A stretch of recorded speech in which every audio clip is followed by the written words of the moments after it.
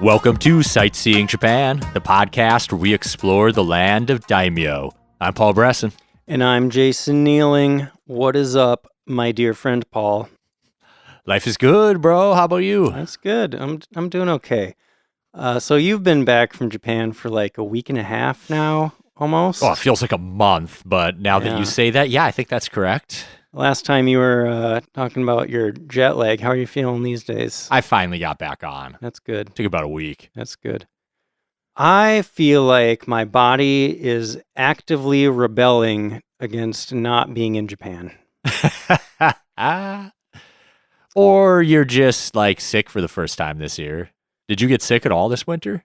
No, but the day I was leaving Japan, like throughout the day, my throat got progressively worse. And basically ever since, I've felt like crap. Like since the day I left Japan. Your body's having a reaction to not being around me all day. You think that's it? As soon as we parted ways, you got sick before you even left Japan. Or allergies or whatever you got. I don't know. We'll wait till you hear this. The most damning evidence for this is that a couple days ago, my body was chopping up some vegetables for dinner with a big old knife, right? Yeah. And then all of a sudden, my body decided to take that big knife and plunge it into the left hand of my body as if to say, you know, if we were still in Japan, we wouldn't be chopping vegetables with a big dangerous knife and this wouldn't have happened. Okay. So look at this thing. Look at that. I did notice that while you were pouring my drink for me, and I was like, how did he do that? Yeah. It's the not being in Japan that did it, I'm pretty sure. Okay. You do always fight like the post-Japan depression pretty hard, I feel like. Yeah. But today we are here to relive the saddest part of our vacation, the end of it. Okay, so dramatic.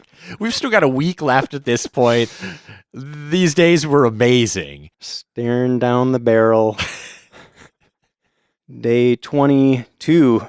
It's right down there at the end. I can see it taunting me. Yeah, well, we're only on day 15. Things were still looking pretty good at that point, I guess. Yeah. I was feeling good.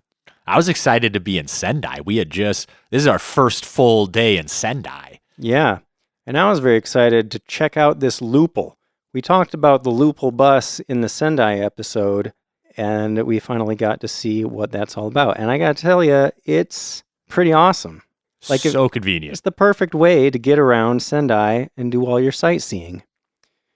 So I remember we walked to the bus terminal, and we're like, where do we find this loophole bus? Took us a minute, but it was a little tricky, but not too hard. We just had to look for the giant sign that said, board here for the loophole bus. Yeah, but you couldn't see that from a lot of angles. That's true. We found it. There was a pretty long line, even though it was kind of early in the morning still. I mean, it was popular. I think it was 10 a.m. about that we showed up. Or was the 10 a.m. bus was the first one that came after we got there. And that's like right around when things start to open. We probably should have been on the one right before that. I think the bus started at 9 maybe, but not all the museums and things were open yet. Yeah. So the loophole stops at a bunch of places. And it was about 14 or 18, something like that. I don't think you could reasonably do all of those in a single day. You might want to either break it up into 2 days or just pick the ones that you're most interested in, which is what we did. Yeah. So we hopped on, and it took us to Zuihoden, which is the mausoleum of Date Masamune, that famous one-eyed dragon of Oshu, as well as the mausoleums of his son and grandson there too. Yeah. He was one of the top daimyo of the end of the Warring States period into the early Edo period. Really fascinating guy. We talked all about him in that Sendai episode. And his mausoleum is quite impressive. We also talked in that episode about he basically ripped off Tokugawa Ieyasu's designs and is like, I need my place to look just as cool as his. And you can see it. It's very similar in style, and it looks amazing. Yeah. I mean, the whole complex is definitely not as big or quite as impressive as Nikko Toshogu, but it's not a bad imitation. Yeah. Definitely worth seeing. One of the more gorgeous mausoleums or shrines or temples, whatever I've ever been to. For sure. It's got tons of gold, tons of colors, tons of intricate carvings. The gold popping off the black, and then the really bright reds, blues, greens. The carvings are, very outstanding. Extremely similar to Nikko. We even noticed that the roads leading up to it are lined with cedar trees, which is a really big thing in Nikko. Yeah, they just copied everything. They also had a fun little gift shop. We both got little samurai sword keychains. Oh, those are cool. The sword actually pops out and is all metal and everything. It was really cool. That's my new thing that I fidget with when I'm on work calls. Pretend you're a samurai, like popping it with your thumb in one go. Yep. Whenever somebody says something dumb on a call, I'm like, just pop my sword out. So after we took in the beauty, we got back on the Lupo bus and headed over to the Sendai City Museum.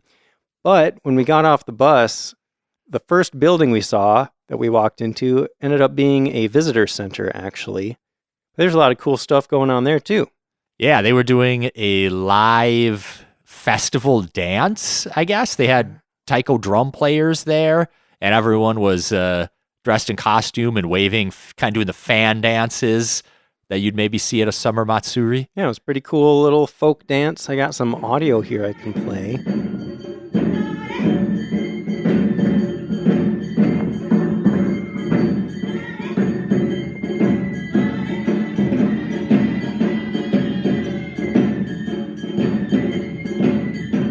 They also had a pretty cool gift shop in there, as I recall. Isn't that where they had some local mascot stuff? I think that's where I got my little Musubi Maru.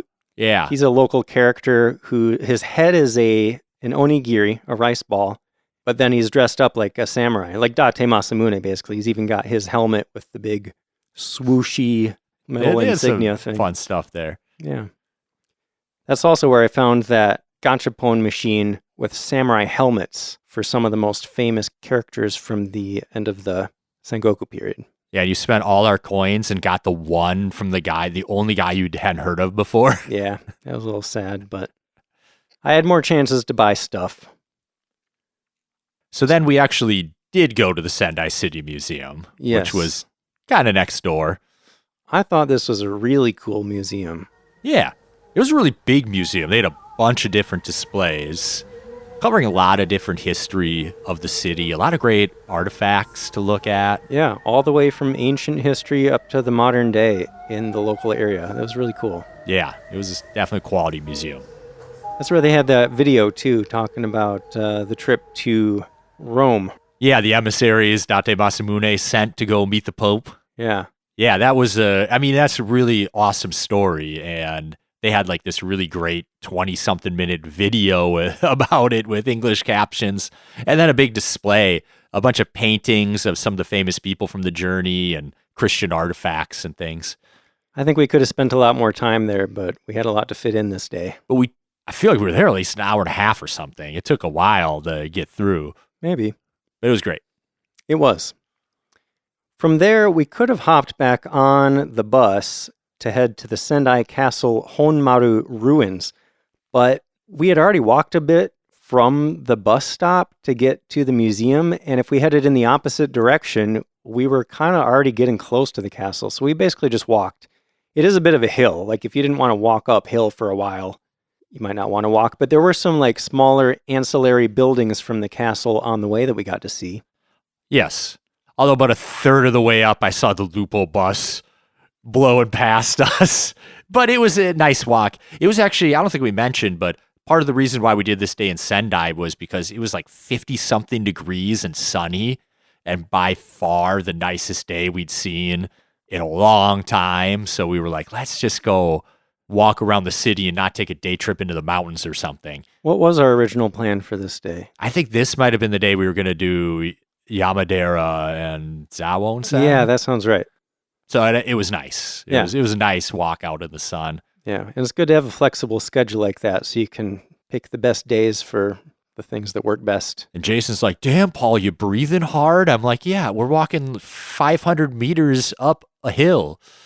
You must be in great shape, buddy. I guess so. What can I say? But yeah, from the site of the castle ruins, you get a pretty great view of the city. We could even see the Daikannon, the giant Kannon statue out in the distance. I think this is the best view of the city we ever got. It was Even really better good. than the AER observation terrace? Yes. Yes, actually. I think I would agree. You get such a wider view Yeah. of the city. There's no glass. It's unobstructed. You get to see everywhere. It's awesome. We were also at the observation terrace at night. We didn't see the day view from there. True. But yeah, I do have a ton of pictures of the view from up there. I think that was the best part of the whole castle ruins. Just the was view? the view. Yeah, it was pretty good. Yeah. They also had a statue of Dante Masamune riding a horse up Pretty there. impressive one. Yep. They have a shrine up top there as well. And a whole bunch of gift shops and restaurants. Yeah, lots. I wasn't expecting that, really. Yeah, I didn't know entirely what to expect up there, but my takeaway is it's mostly just the view and get some food and buy some gifts and walk around and see just a little bit of history. There was a tiny little museum there, too, that didn't have much.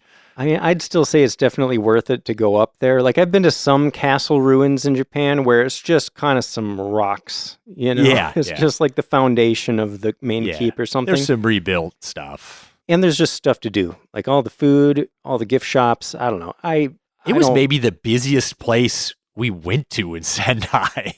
Yeah, there were a lot of people up there. Yeah. Let's see. I got some ice cream. Didn't I get some Zunda ice cream, I think? Yeah, you did. There it is. You may recall from one of those previous episodes, I talked about Zunda. It's a Sendai specialty. It's basically mashed edamame, those little young green soybeans, and mixed into ice cream. They're pretty good, believe it or not. Yeah, usually sugar added. So it's kind of like it's very similar to the red bean paste that you find in a lot of Japanese things, except with soybeans instead. I think it depends on the context. Like in the ice cream, of course, it's going to taste sweet, but the Zunda mochi wasn't super sweet. Yeah, but, they don't overdo it in Japan. It's definitely sweet, but it's not like candy there's sugar bar in there, sweet. but Yeah, they make it taste good. I recommend try some Zunda stuff wherever you see it, and you can compare the different kinds and see what you like the best. Yeah, I agree. It's good stuff. Our next stop was Osaki Hachimangu, which is the first shrine in the nation of its style, which is similar to the Zuihoden, where it has the black lacquer cover with a lot of gold leaf and some bright colors to it. They had a cool path leading up to it with tons of lanterns hanging above it, too. Yeah, that would have been cool if they light them up at night or something. But it was still nice. They have this long, straight stairway kind of lined with lanterns, then a long tree-covered path with lanterns as well. The whole place was really nice atmosphere, beautiful. I felt like it was one of the busier shrines I've been to. There were like a lot of people like lined up to pray. I feel like you go to a lot of shrines, you hardly see anybody praying, and a lot of people buying charms. It seemed like it was like a busy working shrine as much as it was come take pictures of the pretty shrine. Yeah. I suppose. I didn't notice it being like overly busy or anything. I mean, it wasn't super packed or anything when we were there. Yeah, it was busy but not packed. There were a steady stream of people coming up to pray. More people were praying than taking pictures, which I feel was unusual. Yeah. From there, we walked back down the hill, got to the bus stop, and made our way to Sendai Mediatheque, which is basically just this giant library. It's notable, I guess, mostly for its architecture. Yeah, I was excited to see it. It's won our architecture awards, and it looks really cool. Although going into it, it does look cool, but it's also like, I don't know, you can only see so much from each floor. It's definitely a cool building. But there was some cool stuff inside. We somehow wandered into a display. There was a contest, I guess, where kids drew their ideal bedroom. Yeah, I thought that was really cool. And there were some absolutely wild ones. Really creative stuff. Some stuff in it. So that was cool. And then was it the winner that got their room brought to life? Yeah, they had a 3D display of like they built this room. That was cool. Yeah, I think it had like a hammock in it and a bunch of other cool stuff. Yeah. We also came across an area that had a lot of information about the 2011 earthquake and tsunami. A lot of pictures of what the city used to look like and the areas that were affected, what they looked like after the tsunami. And I think there were some pictures of the building itself took some damage during that earthquake. Yeah. And they had some pictures of what that looked like and all the books on the ground in the library. There was like not a book left on a shelf, seemingly after that. And that building happens to be on Jozenji Dori, which is this big tree-lined street that goes down the middle of the city. So after we exited this building, we basically split up and went to different places for dinner. Yeah, we both grabbed a quick dinner. I had oyakodon and soba. Oyakodon has a really fun name. It's basically a rice bowl with chicken and eggs on top, and oyakodon means parent and child rice bowl, basically. I'm eating the parent and the child. They were both delicious. I'm not sure if that's cute or dark. Depends how you look at it. But I'm glad it was delicious. Yeah, the soba was also very good. Got those little crunchy bits in there and stuff. Yeah, that does look good. Yeah. Do you remember what you had? I had the green burger at Most Burger. Again? Yes. I ended up having 3 of them on a almost 20-day vacation. And I think 2 cocoa curries. So I did pretty good. Not too bad. 2 out of 3 days, I avoided the chain restaurants. Yeah. So we met up after dinner, and kind of south on the east side of Jozenji Dori, in that area, there is just this huge network of shopping streets. Like the Sunmall Ichibancho, but then they have other ones, Vlandome and Marble Road, and they all have different names. It's just tons of stuff connected together. So we spent the rest of the evening walking around through there.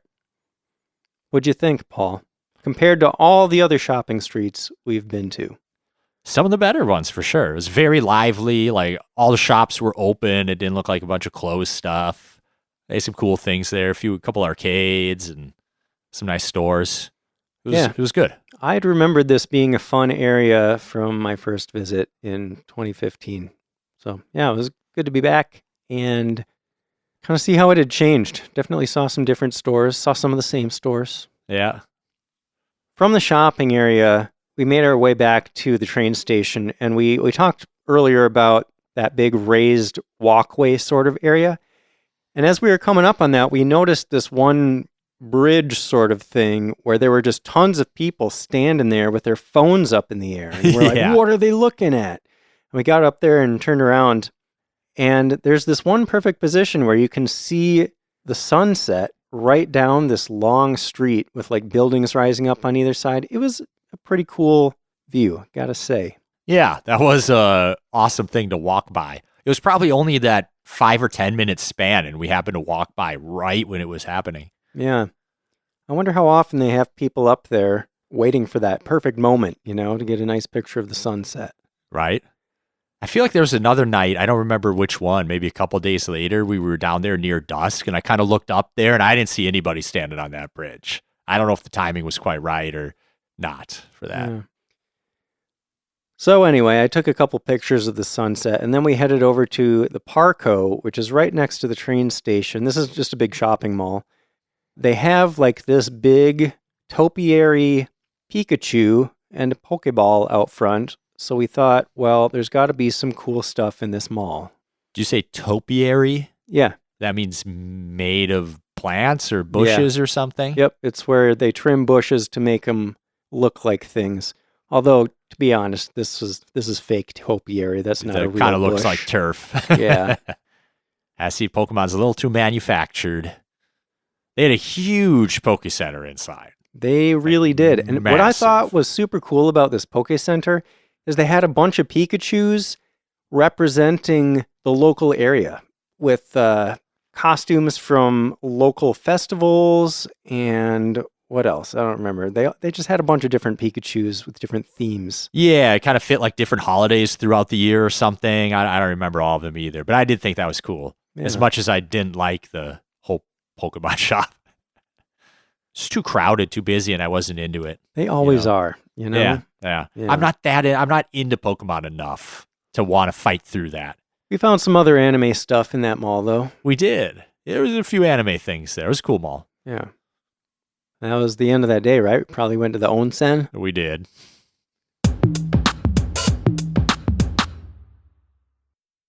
All right, day 16.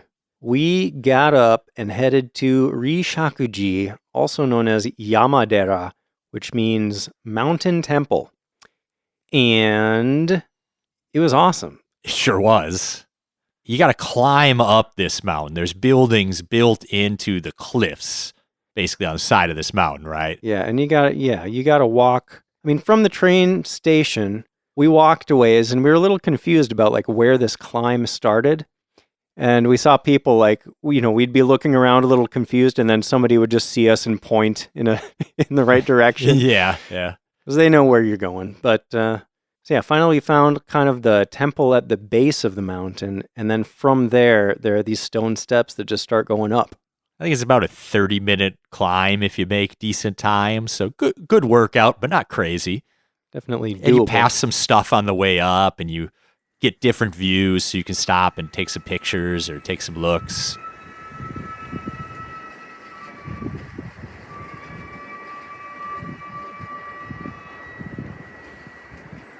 And when you get to the top, just so many great photo opportunities. I mean, it's beautiful up there. Oh, you it's can get great views of the city itself, but then the buildings, like just hanging out there up on the rock. Pretty crazy. Yeah, you get wonderful views of the valley below that has the city and then the mountains in the background. Yeah, we spent a bit of time just kind of up there staring. I was surprised at how big the complex was, too. There are a lot of buildings up there. There's almost like two different high points. There's like one lookout on one side, and then you go back up and deeper, and you're at about the same height, and there's some shrine buildings there as well. You can almost imagine monks living up there in this big complex back in the day, you know? I don't know, man. We haven't gotten to the part yet where we learned about what monks in training have to go through. Yeah. But like thinking about that kind of lifestyle, it's like, man, you'd get to live in like one of the most beautiful places in the world, but the rest, the actual day-to-day stuff seems pretty rough, you know? Is it worth the trade-off? No. For me, no. Okay. So, Paul, another thing that I noticed at this temple that I think we talked about in one of the last two recap episodes was these little strips of paper posted up all over the place, right? Like, I feel like we saw more here than we saw anywhere, but we saw a whole lot of them throughout this whole trip. Yes. And I had said something like, I thought they were kind of protective talisman sort of things, like these spells. That's what it looks like. I did some research into these, actually. I got the answer. Okay. And I was a little bit off. So these things are called senjafuda, meaning 1,000 shrine notes. And this idea goes back to the 9th century. Pilgrims back then, and all the way up through like the Edo period, would paste them up to show that they had visited a certain religious place. It's like a calling card. And they would do this because they thought that the blessings would still reach them if they left these behind. So they actually have like the pilgrim's name and address on them, is the idea, to tell the blessings where to go. Wow. I don't know. It strikes me as like ancient graffiti, and they're kind of a lot like graffiti because people would actually compete to see who could get theirs in the most obscure place. Like you want to get yours up real, real high so nobody else covers it up or whatever. Yeah. With theirs. So we saw them all sorts of weird places, you know? Mostly like on ceilings or... Right, that's where I remember. Or high up on shrine buildings.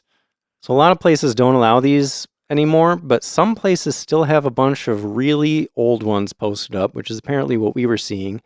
And I guess they're most common at pilgrimage sites, and Yamadera is like one of the most notable places where you see a whole lot of these. Okay. Yeah, we did see a lot. Yeah. But we've been seeing them in Hokkaido too. So, like I said, what I read is that a lot of places don't allow these anymore, which implies that there are places that still do allow them, which makes me think, do we need to print out a bunch of little strips of paper with our names and addresses and start plastering them all over temples and shrines? No. Yeah, probably don't do that. But it is kind of cool to see these old ones and imagine how long they've been there. Because they also get posted in places where they're like protected from the rain, you know? So they could be there for a really, really long time. Yeah, it's hard to tell how old. Some of these are very faded and worn. And I think they're attached by like pasting over them with like this rice flour mixture, like paper mache almost. Yeah, so it'll last for a long time. Yeah. So anyway, another interesting thing happened at the top of that temple, huh? Yeah, we were just coming down from the peak, and we ran into Johnny, the host of Japan Travel Smart podcast. Could not believe we saw him again. We had just seen him at the meetup like a week earlier. Yeah, it was almost a week to the day or something. Crazy.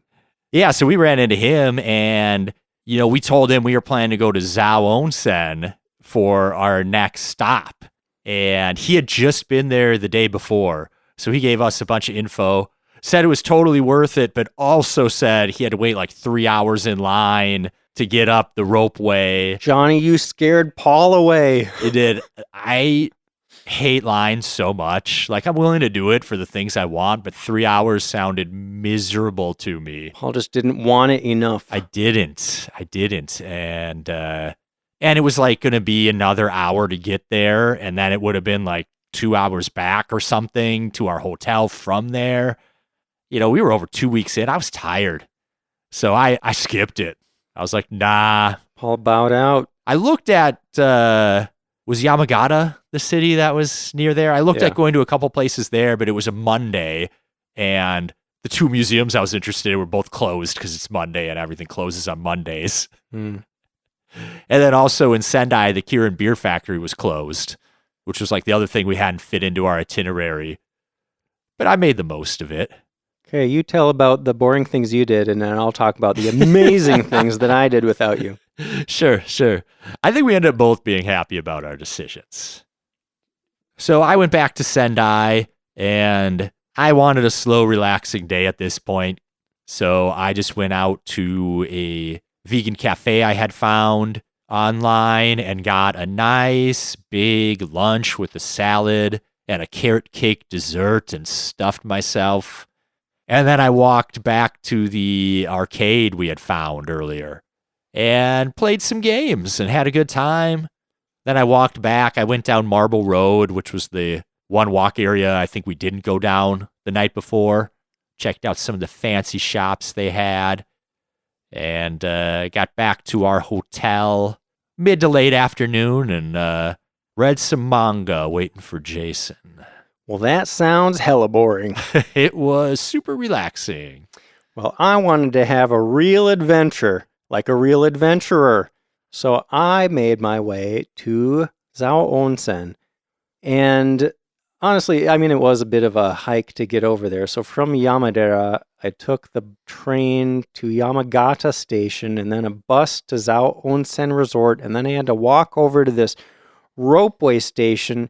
I had to go 2 ropeway stations up to the top of this mountain. But what I saw at the top of the mountain, Paul, made it all worth it. All right, you better describe something amazing here because I'm not sold at all yet. Okay, you guys. So let me explain what's happening. This was really one of the 2 things that I was most excited about on this trip. We already talked about the drift ice in Abashiri. That was pretty awesome. And that's like a natural phenomenon that you can only see that part of the world.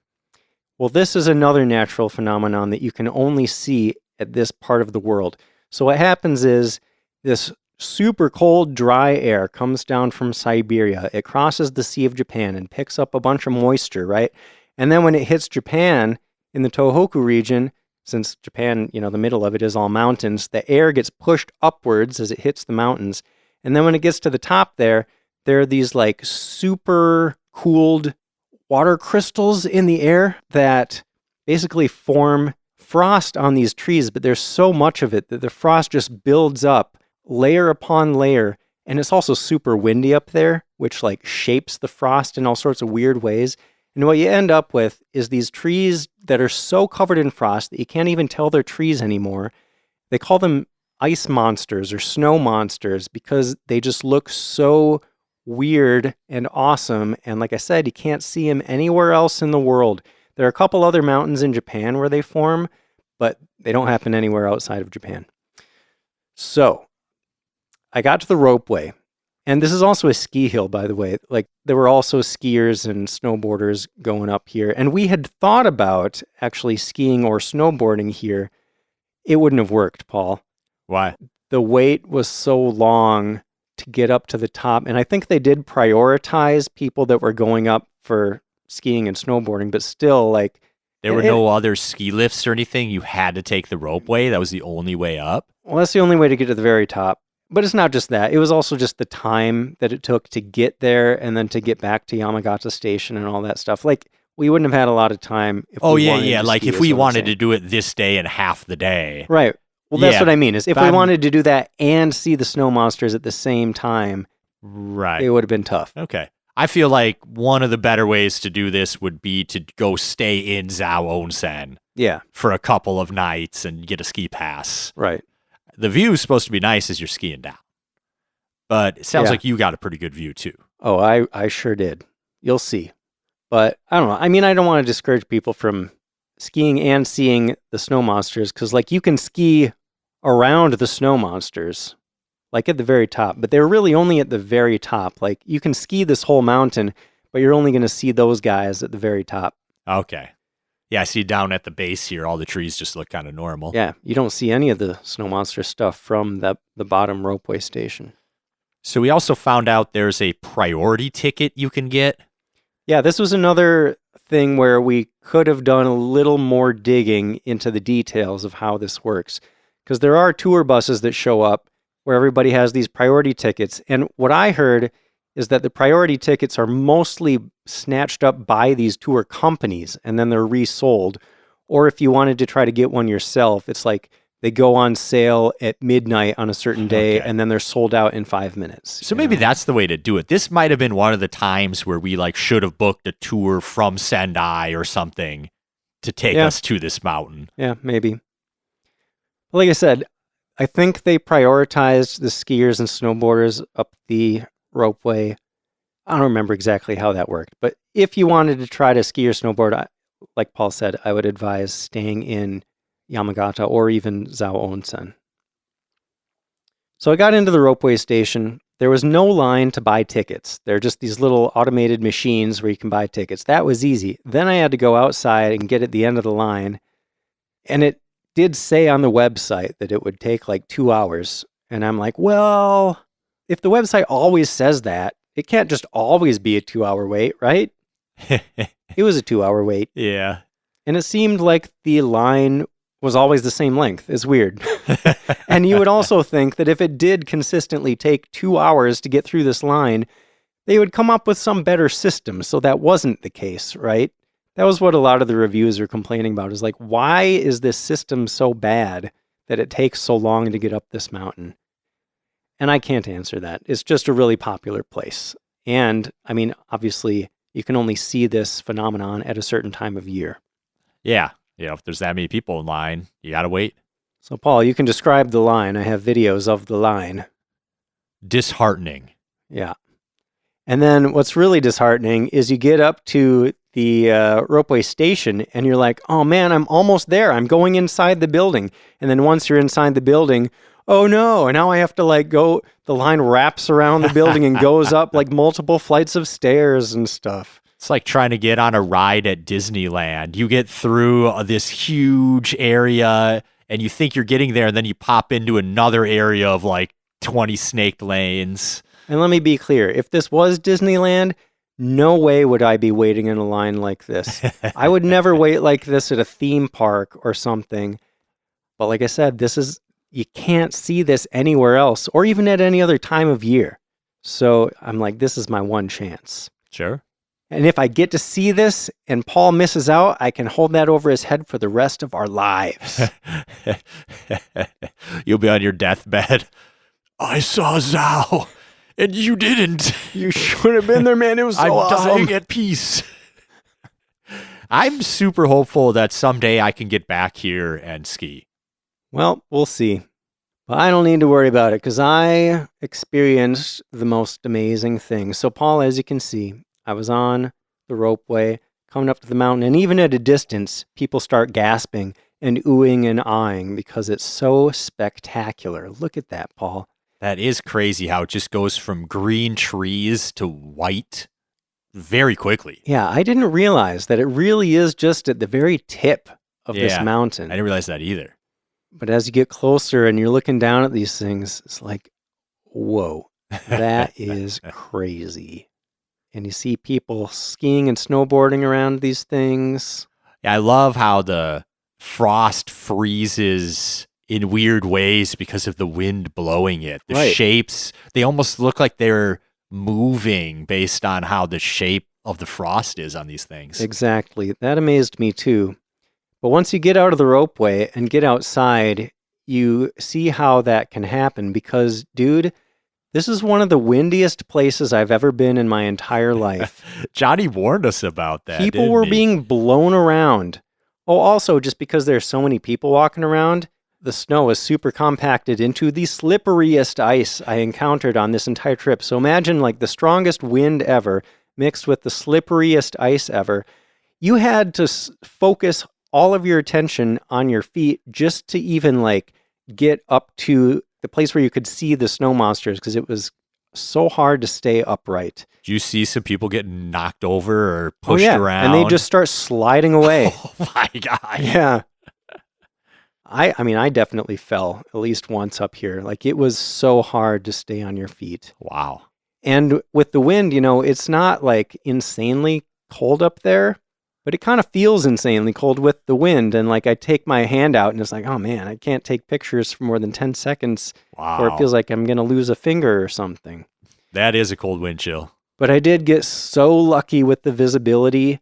Actually, a couple of the other people that attended the meetup had been here and they sent pictures and they did not have very good visibility. So I felt very lucky to be able to see like the entire top of the mountain covered in these snow monsters. Yeah, I suppose the monsters couldn't grow if it wasn't constantly snowing. Yeah. So it's usually cloudy. I've saw some reviews of Onsen saying like maybe 1 out of 10 days you really get a clear, beautiful day to see these things. That's what I'm saying, Paul. I experienced something that is very rare in the world. Yeah, And I'm experiencing all your wonderful pictures. I don't regret it one bit, man. Good. But yeah, I actually have some audio from inside the building there. Like they do have a restaurant in there at like the ropeway station. I didn't eat anything. They had vending machines and I don't know, there's not a lot up there, but from inside, you can hear the wind rattling the windows or kind of whistling through the windows.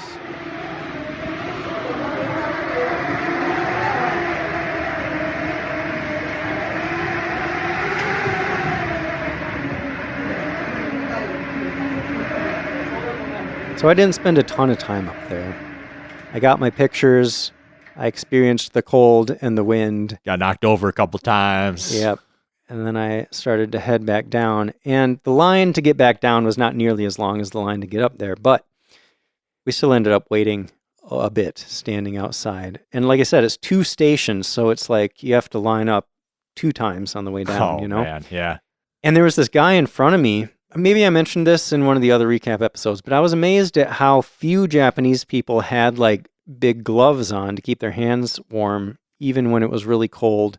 And up here, I saw this guy in front of me like eating a sandwich, and his hand is just, he could not stop it shaking. It was shaking so much, and I felt bad for him. And I had a hand warmer in my glove, and I felt like he needed it more than I did, so I handed it over to him. And then the people behind me started talking to me in Japanese, and I had a fun little conversation. And it was going fine until I embarrassed myself. I got to the point where I couldn't understand what they were saying. But for a little bit, it was really cool, You were the hero of the waiting line. Oh, and I almost felt bad because a couple minutes after I gave him the hand warmer, he turned around and like pulled a snack out of his bag and offered it to me. And I'm like, no. But he insisted that I take it.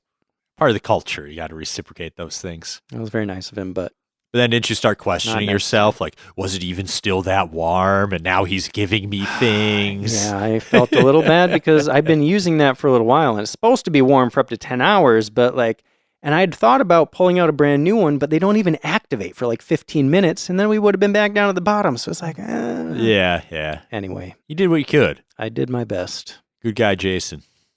But not that good because I had to mention it on the podcast so thousands of people would hear it and think that I'm a good guy. Why else would people do good things? Yeah, I have no idea. So anyway, I got back down the mountain And traveled met up for with Paul. 2.5 hours to meet back up with me. It did take a little while. I just play games on my phone. It worked out well. I was getting hungry, so I text you, hey, want to get Coco curry tonight? And you must have been just arriving to you were like, meet me at the station in 10 minutes or something. Yeah. And it was about a 10-minute walk from our hotel, so I got there like a minute before you, and we were able to go out and get some nice curry. We did get curry. And so we've both been to Koko Ichiban at least a couple times. Yeah. And I don't think I'd ever really experimented with the spice level. But, I like hot sauce and stuff. So I thought, let me try adding some spice here. And you look at the options on the tablet, because you order on this little tablet thingy. And it says, like, okay, you can have normal spice, which is like a little spicy. I never really detected any spice in the normal one, but it says it's like a half chili pepper icon, Yeah. And then it's like, okay, you can choose 1 through 15. And then if that's not enough for you, you can go up to like, I think there was a 20 and a 50 or something. Yeah, there was a 50. And I'm like, well, if 50 is the maximum, these bottom ones can't be all that spicy, right? Right. In Japan, 1 through 15. Yeah, 1 to 15, those are probably like normal person spicy. And in Japan in general, I feel like when you see spicy stuff, it's not really that spicy. Like it's not like Thai spicy or anything. Right. So I thought, well, let me try a 4. And I was shocked that 4 was like right at the edge of what was comfortable for me. I got a 2, and I'd say the same thing. Like, it was spicy. So take this as a warning. If you go to Coco Curry, just know what you're getting yourself into with the spiciness. I'm not like a spice monster, but, I like hot sauce and adding a little bit of spice to my food. But it was good. I love being able to add on all those veggies. It was good. I love being able to add on all that meat. I put I got pork curry, and then I got a couple sausages added on, and a little hamburger, and some crispy chicken. You got at least 4 different types of meats there. It was very filling. You didn't get an egg on this one? I forgot about the egg and the cheese, but don't worry, everybody. I got another chance. Yeah, that was pretty good. And then we probably went to the onsen, yeah? Probably.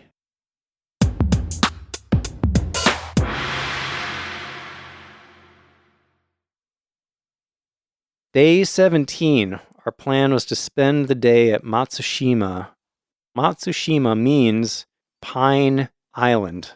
And basically, this is a bay, Matsushima Bay, that just has a ton of pine islands in there. I mean, tons of little islands with pine trees on them, and it's absolutely beautiful. It's so gorgeous. I was looking forward to this, and it did not disappoint.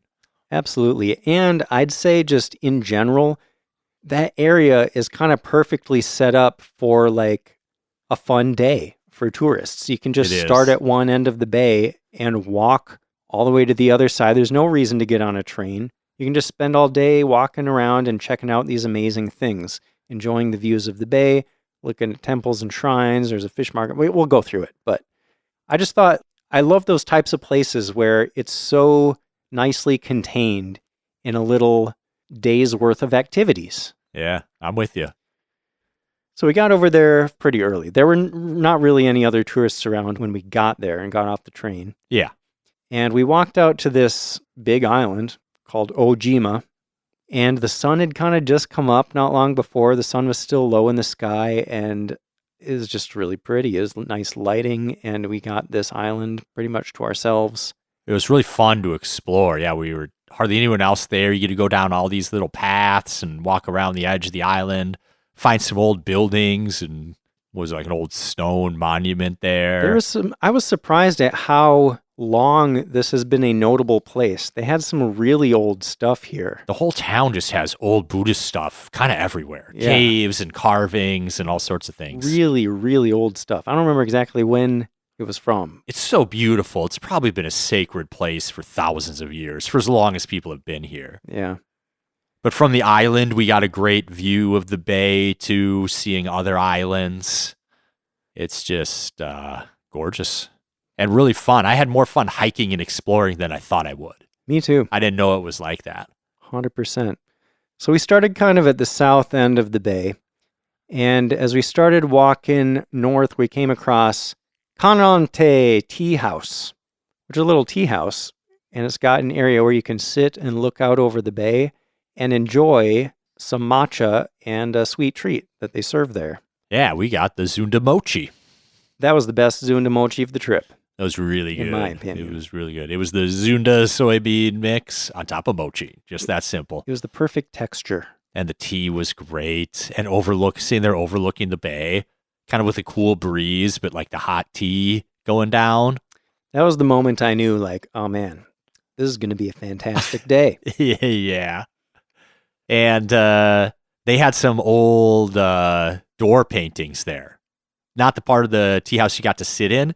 Oh, I know what you're talking about. Yeah, okay. with the gold leaf covering the doors and really beautiful paintings. Yeah. That was nice. There was like a tatami room that you couldn't go into. Yeah. But then when we were done with our tea, another part of the building is also a museum, and they had some artifacts in there. Yeah, it was okay.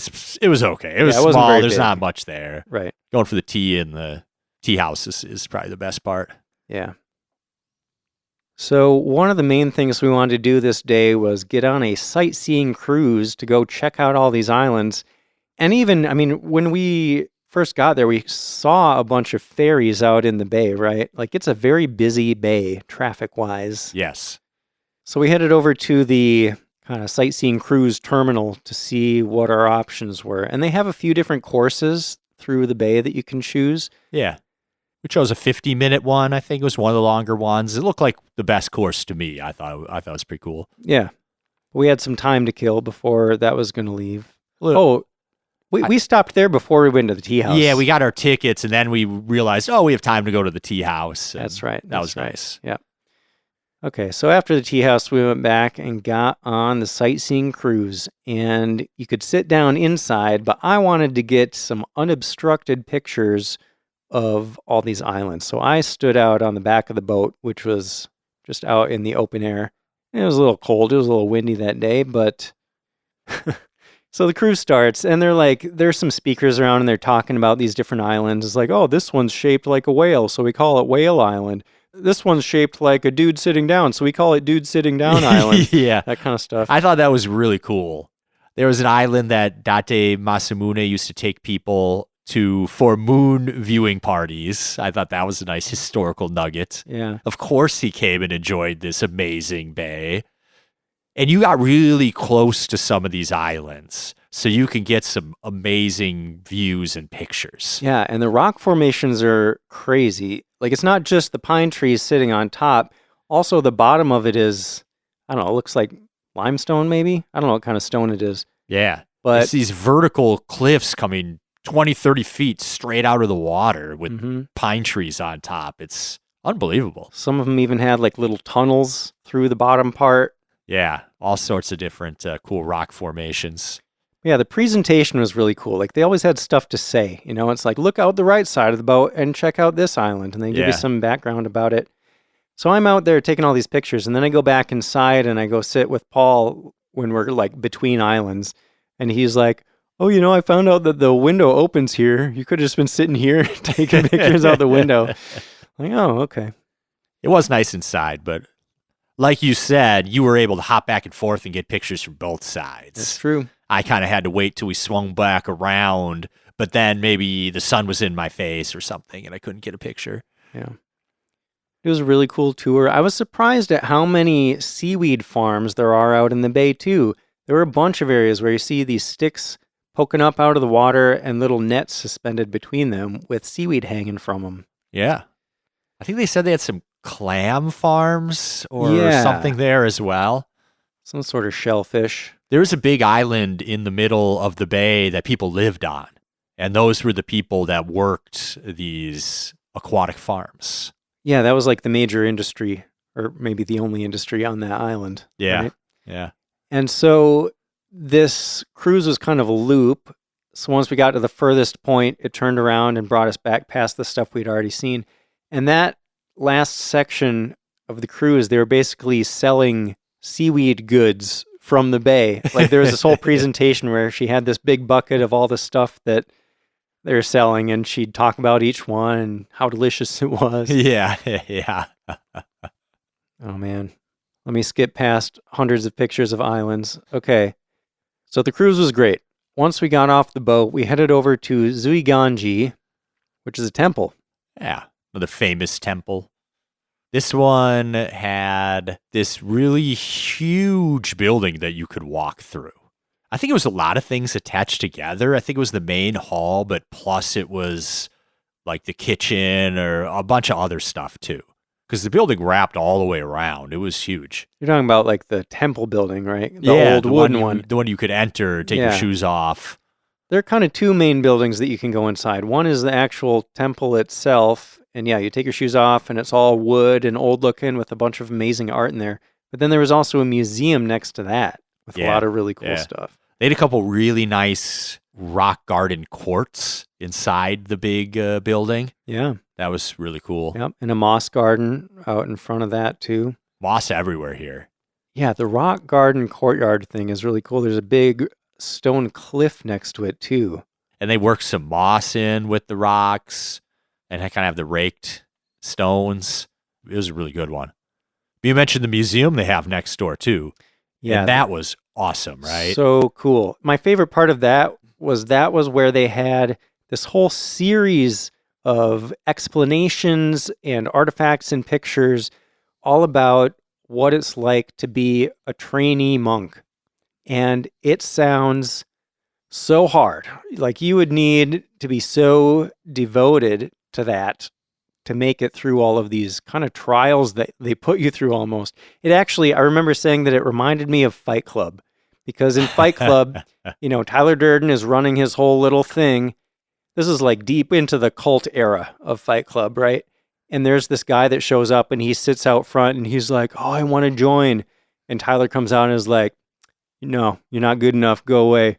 And the guy just has to sit there day after day, like showing that he's not going away. And then finally it's like, okay, fine, head inside. And that's exactly what they would do with these where they have to like stay outside, bent over for like 3 days or something until they were finally let in. And that was only the beginning. Right. Then they lived this tough, regimented lifestyle of all these things they had to do throughout the day, get up early, stay up late, chanting and stuff.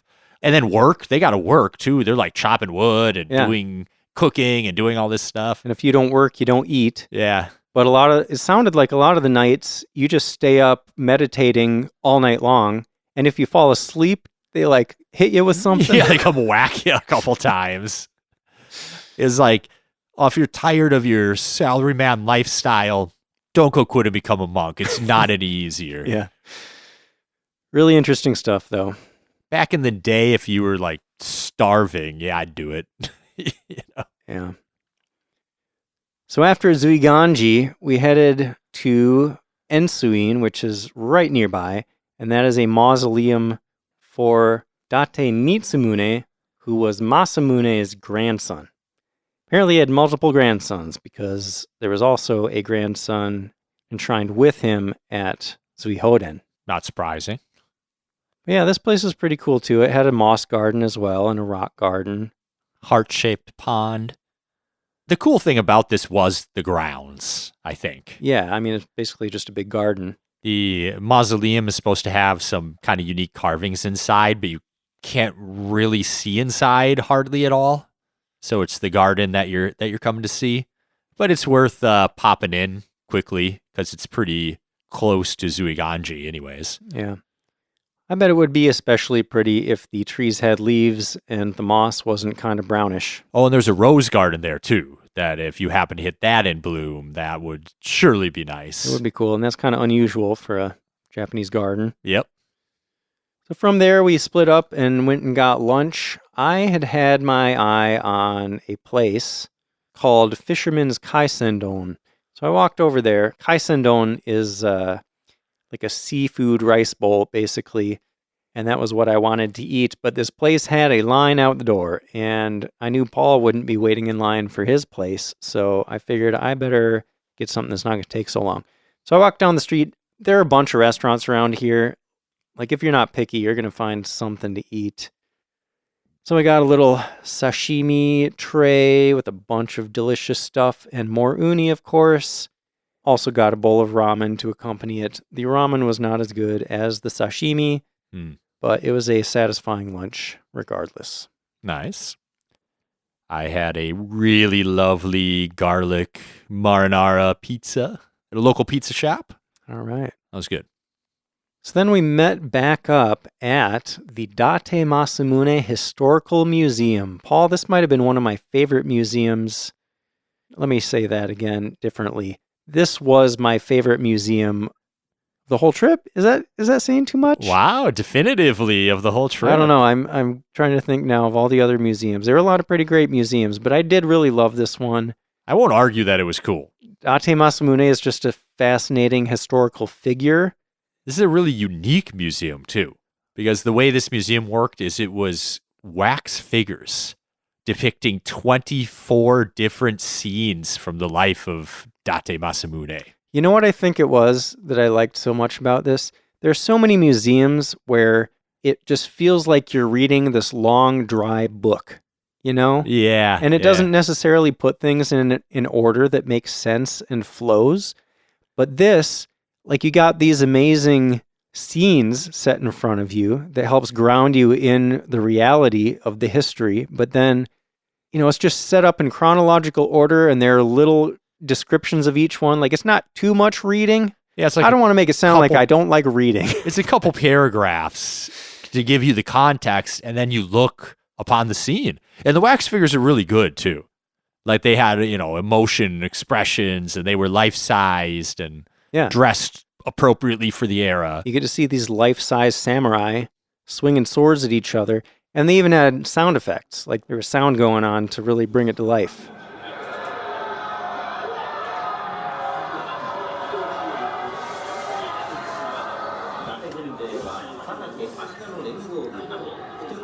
I had learned a lot about Date Masamune through our research and just through being in Sendai, but I learned a ton at this museum that I had never heard before. Same. They had some really good stuff. And I also love how they had these life-size samurai that you could stand right next to, and it makes sense thinking about it, but it doesn't really hit you until you see it, just how short these dudes were. I got a picture of Paul next to a samurai. He only comes up to his shoulder. Probably 5 foot nothing. Yeah. Yeah, really interesting stories about these people. And yeah, the wax figures are just really cool. Yeah, it was great. Highly recommend it. From there, we were not far from the beginning of the bridge that heads out to Fukuura Island. This is one of the bigger islands in the bay. And there's this big red bridge that leads out to it. You have to pay to get across it. This was awesome. It is a big island, and we got to walk all over it and explore. We took these small paths cut through the forest off of the main path and kind of ended up in remote areas that nobody else was at. And we really got to explore this place and see different views, close-up views of other islands from different angles all over the bay. Yeah, you're definitely rewarded for exploring this island. We came across a bunch of little things that we just didn't expect. There's one area where they just had a bunch of origami outdoors, just on display, and is made with thick enough paper that it doesn't disintegrate when it rains, apparently. It was the coolest stuff I've ever seen. They got full dinosaurs and dragons. It was crazy. Yeah, it was pretty amazing. Yeah, really great views. I mean, I think some of my favorite views that we got in Matsushima were from this island. Yeah. We got down to the beach at one point and got some nice views. And also kind of at the far end of the island, there's a really nice overlook spot that lets you see a few other islands really well. Yeah. We were probably walking around there for 30, 45 minutes, kind of exploring the whole place. Oh, easily. So once we got back to the bridge, we headed back to the mainland and headed over to the Retro Museum, which wasn't far away. And it's got a bunch of retro stuff. I mean, it kind of reminded me a lot of Takayama. We went to a couple retro museums there. Yeah.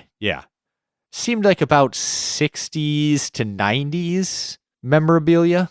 Yeah, that sounds about right. It's not a huge museum. I think the most impressive retro museum was the one in Takayama. But this one was pretty cool too. I mean, there's a ton of stuff packed in there, even though it's not a very big building. It's just kind of one route that winds around the building. But a lot of stuff you can touch and pick up and play with. That was really cool. Some of it doesn't fully work all the way anymore, but it's kind of fun holding the stuff anyways. Yeah, it's cool that they encourage you to actually handle the stuff. They even had like an old electronic keyboard that they wanted you to use and like old magazines and stuff that you can flip through. It's pretty cool. They were even selling some like old-fashioned candy and little toys and stuff. Yeah, it was a nice place. Yep. So this was getting pretty late in the day at this point, but I really wanted to visit the fish market. So we popped over there and got there right before they closed, and it was disappointing just because it was, I mean, obviously late in the day is not the best time to go to the fish market. Everything was like sold out and they were closing up shop and Couldn't find any uni. Yep, no uni whatsoever. So after the fish market, we just walked back to the train station, headed back to Sendai Station. And I was starstruck, Paul. Oh, yeah, I forgot. We just walk out of the station and boom, right there is Cheeton. Cheeton, you guys. World famous, mischievous mascot Cheeton. My jaw dropped. I just stared. I just couldn't move for like 10 seconds. And then I started snapping pictures. And Cheeton is just as cute in person as on social media.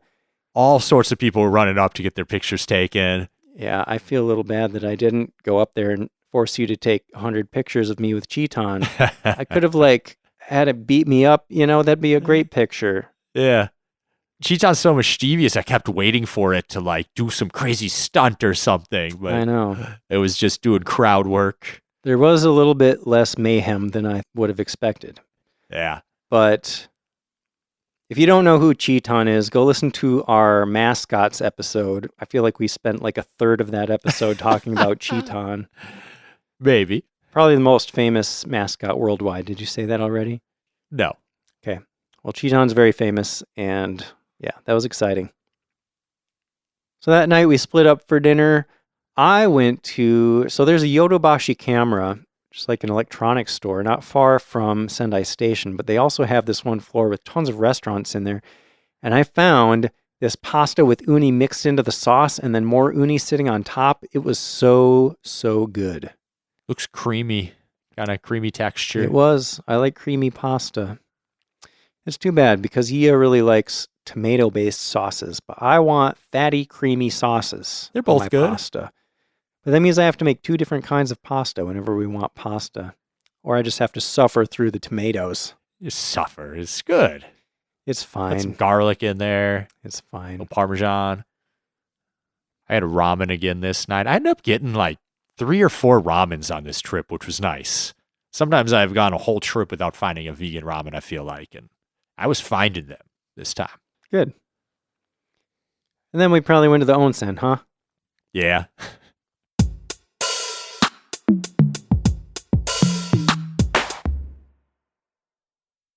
Day 18. We got up and headed to Arahama Elementary School. So Arahama is like a little town. Was. Thank Sorry. you, Terrible. Paul. Terrible job. Thank I'm you, sorry. Paul. I'm sorry. Arahama was a little town on the coast until the 2011 tsunami basically wiped it off the map. This elementary school was one of the only buildings left standing.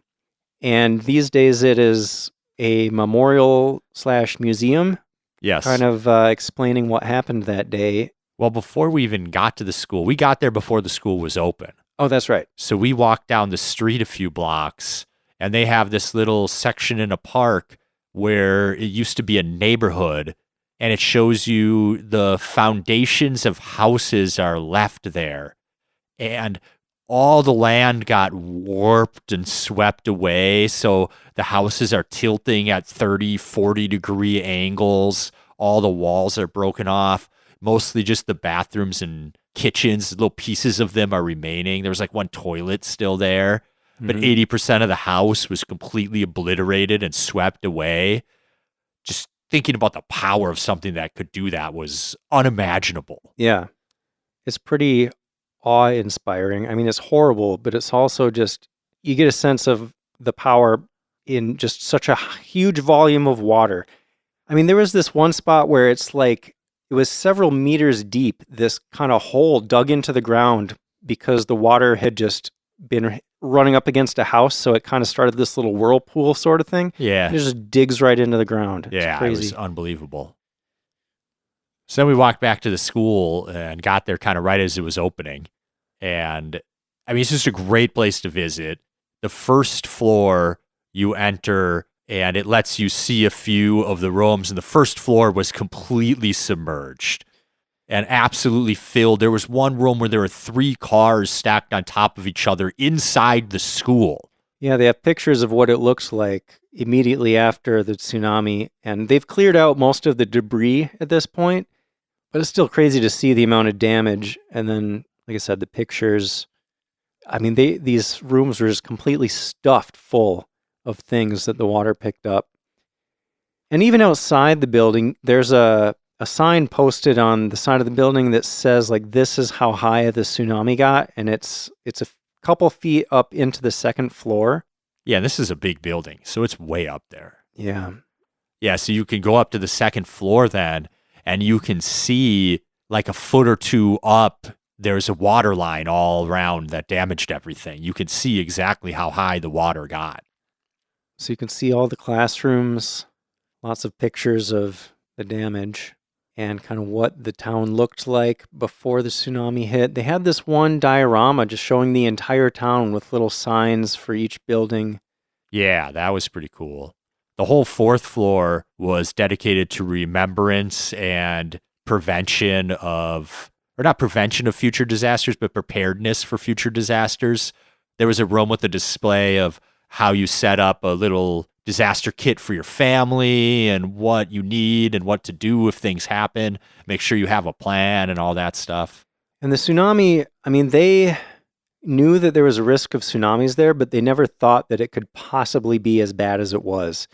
They even talked about how in their historical records, like 1,000 years ago, there was something about this really bad tsunami, and they thought, well, that can't possibly happen again. And now it's like, okay, now we realize how important it is to be prepared for anything. Yeah, they won't let them rebuild housing in the area, right? There's just a few metal structures that are business or farming or whatever, but no houses. Right. Also, there was a room there where they played 2 different videos, both about 20 minutes long or so. That was the most impactful part of this experience for me. It was for powerful. Sure. It was, They talked to teachers that were working at the school at the time, and they talked to some students that have since grown up, like survivors. They're like young adults now. Yeah. And the principal and the vice principal, I think, were both, and a lot of people from the town evacuated there. So they interviewed some of the neighborhood leaders that were there too. Mm-hmm. And they just go over the story of what happened that day, the confusion, the terror, the not knowing if your family was safe. The whole story's unbelievable. The kids all got evacuated from the roof by helicopter one by one. And it took all day and all night. Yeah. It was like 6 a.m. the next morning that the last kid got airlifted out of there. And, I mean, we were both alive and aware when this tsunami happened. And we saw the videos of the horrific things that happened on Japan's eastern coast. But to be in that place, watching these people talk about what they went through in that very place where you're sitting, it just makes it so much more real, Yeah. And then eventually we got to the roof. They let you go all the way up to the roof. And there's a picture up there, like an overhead aerial view of what the town used to look like. And there was a big chunk of town right up by the beach. And then there was a little river that we walked over on the way to see the ruins of that neighborhood. And that used to be completely lined with buildings and houses. And to look out there and just see nothing, it was heartbreaking. Yeah, it's just barren. I mean, when we got there, even if you look around there on Google Maps, it's like, this feels like a weird place to visit because there's really nothing there. And then you get there on the ground and it's like, is this the right place? Like, it's just flat, empty land. There's nothing here. But that's kind of the point. Yeah, yeah. And that little strip by the beach was the only nice beach in Sendai. It used to be really busy every summer. Thousands of people would come out there, and I don't think they either don't or they're not allowed to anymore. So yeah, that was quite an experience. Yeah, I mean, hearing the survivors' tales about their hometowns just wiped off the map. A couple of them talked about coming back to see the New Year's sunset on the beach there and stuff like that to stay tied in. But it's like, there's nothing to come back to anymore. That'd be such a weird feeling. Totally. But I highly recommend. I just definitely really powerful, really informative, kind of a more meaningful experience than you're really going to get anywhere else. 100%. So from there, we got back on the bus. You have to take a bus to get out there, by the way. Yeah. So we took a bus back to Sendai Station, split up for lunch. I had some ramen in the station that was pretty tasty. Tons of restaurants in that station, by the way. If you are staying right near Sendai Station, I say that's the perfect place to be because you can get on the Lupal bus and you'll never be wanting for food options. Did you have anything good? I don't even remember what I got. Must not have been that good then. All right. Next, we got on... This guy remembers every meal he's ever eaten. They were all delicious. What's there not to remember? Did we take a... How did we get to Daikannon? I think we took a train and then a bus. That sounds right. So Daikannon, we talked about this in the Sendai episode. It's this giant, really, really massive statue of Kannon, the goddess of mercy. She's huge. Yeah, over 100 meters tall, 110, 120, something like that. And it's up on a hill, too. So from a distance, it's towering up above everything. Yep. And she's just like white as ivory. Yeah. It's an impressive sight. Yeah. And you get to the bottom and you look up and you're like, dang, that's a big statue. Yeah. But then you also notice, what are those little things poking out of her shoulders and stuff? You noticed. I did too, though. I did too. There are these little thingies.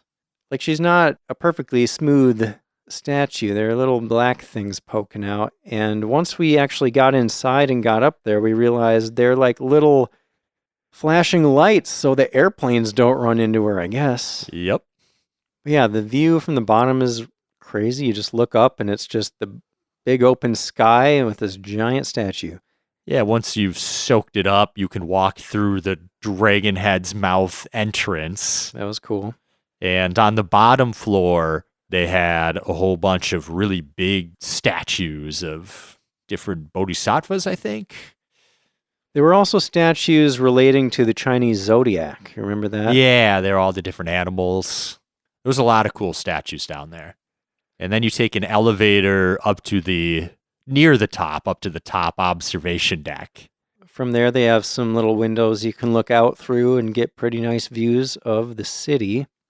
Yep. And then you start walking down this just big spiral staircase that goes down through all these levels around this central column that is surrounded by statues of all sorts of different deities on a bunch of different levels. Yeah, I think it called the top the 12th floor.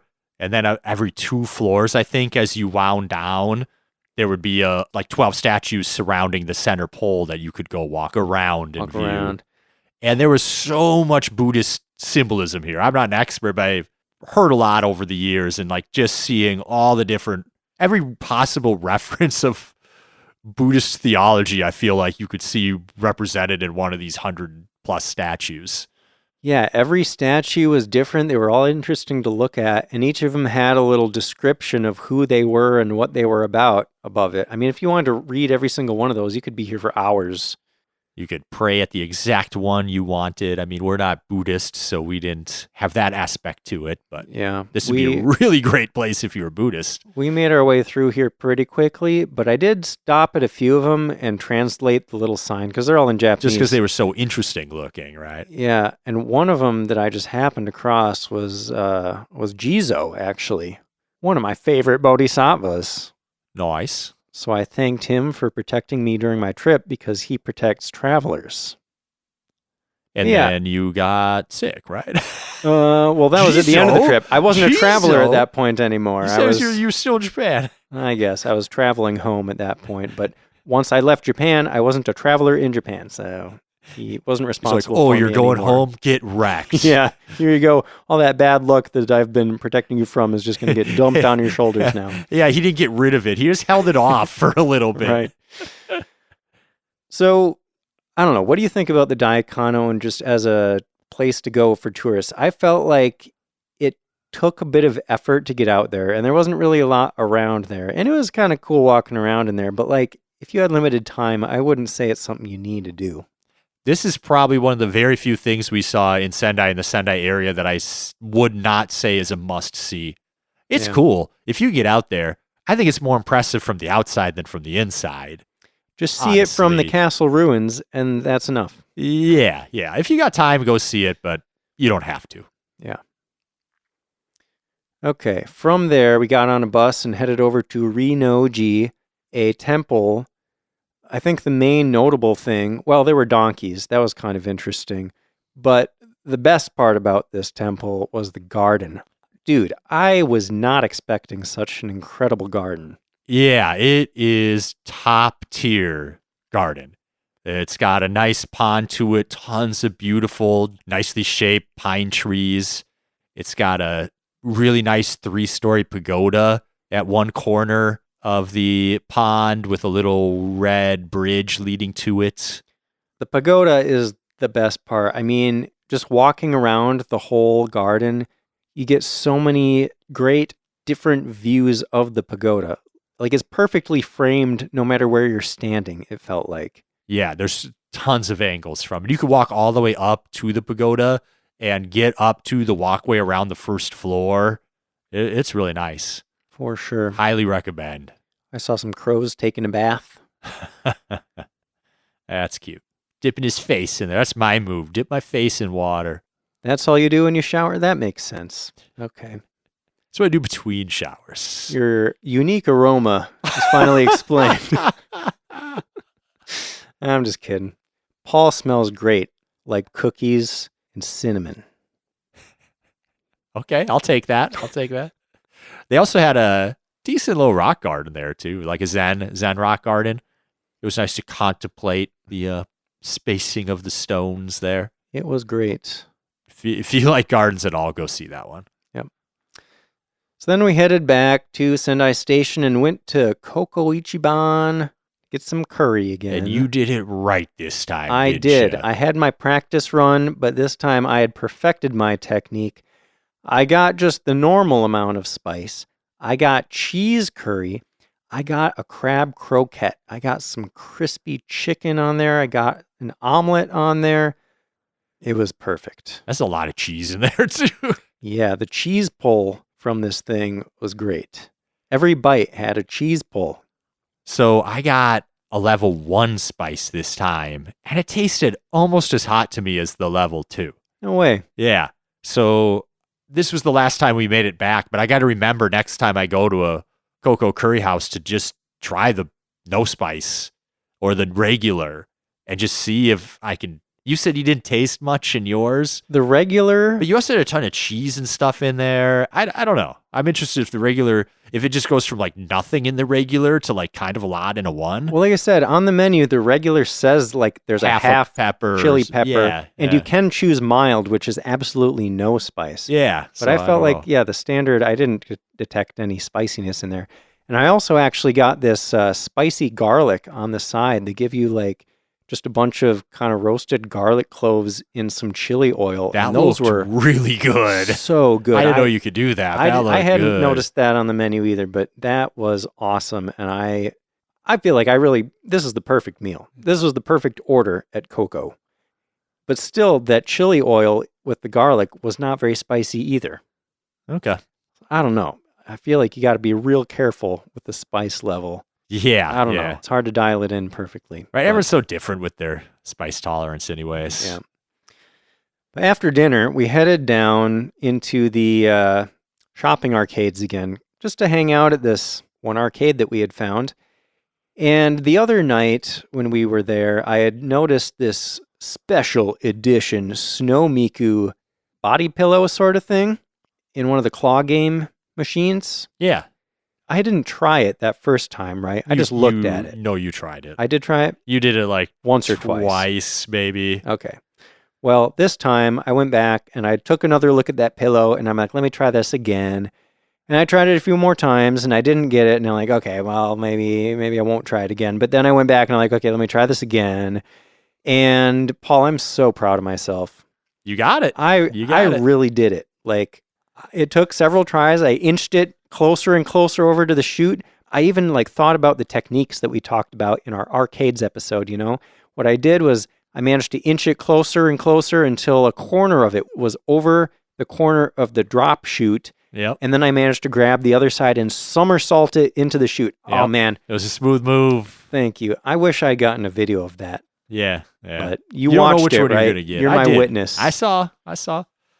And I did ask how many tries it took you.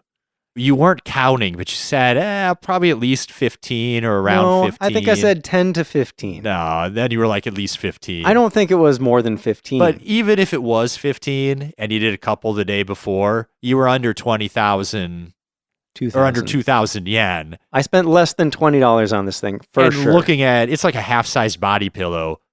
This thing would have been at least 2,000 yen if you would have bought it as a souvenir. I think I got a good deal. Despite me kind of thinking crane games are a little bit cheapy, rip-off kind of thing, you did good.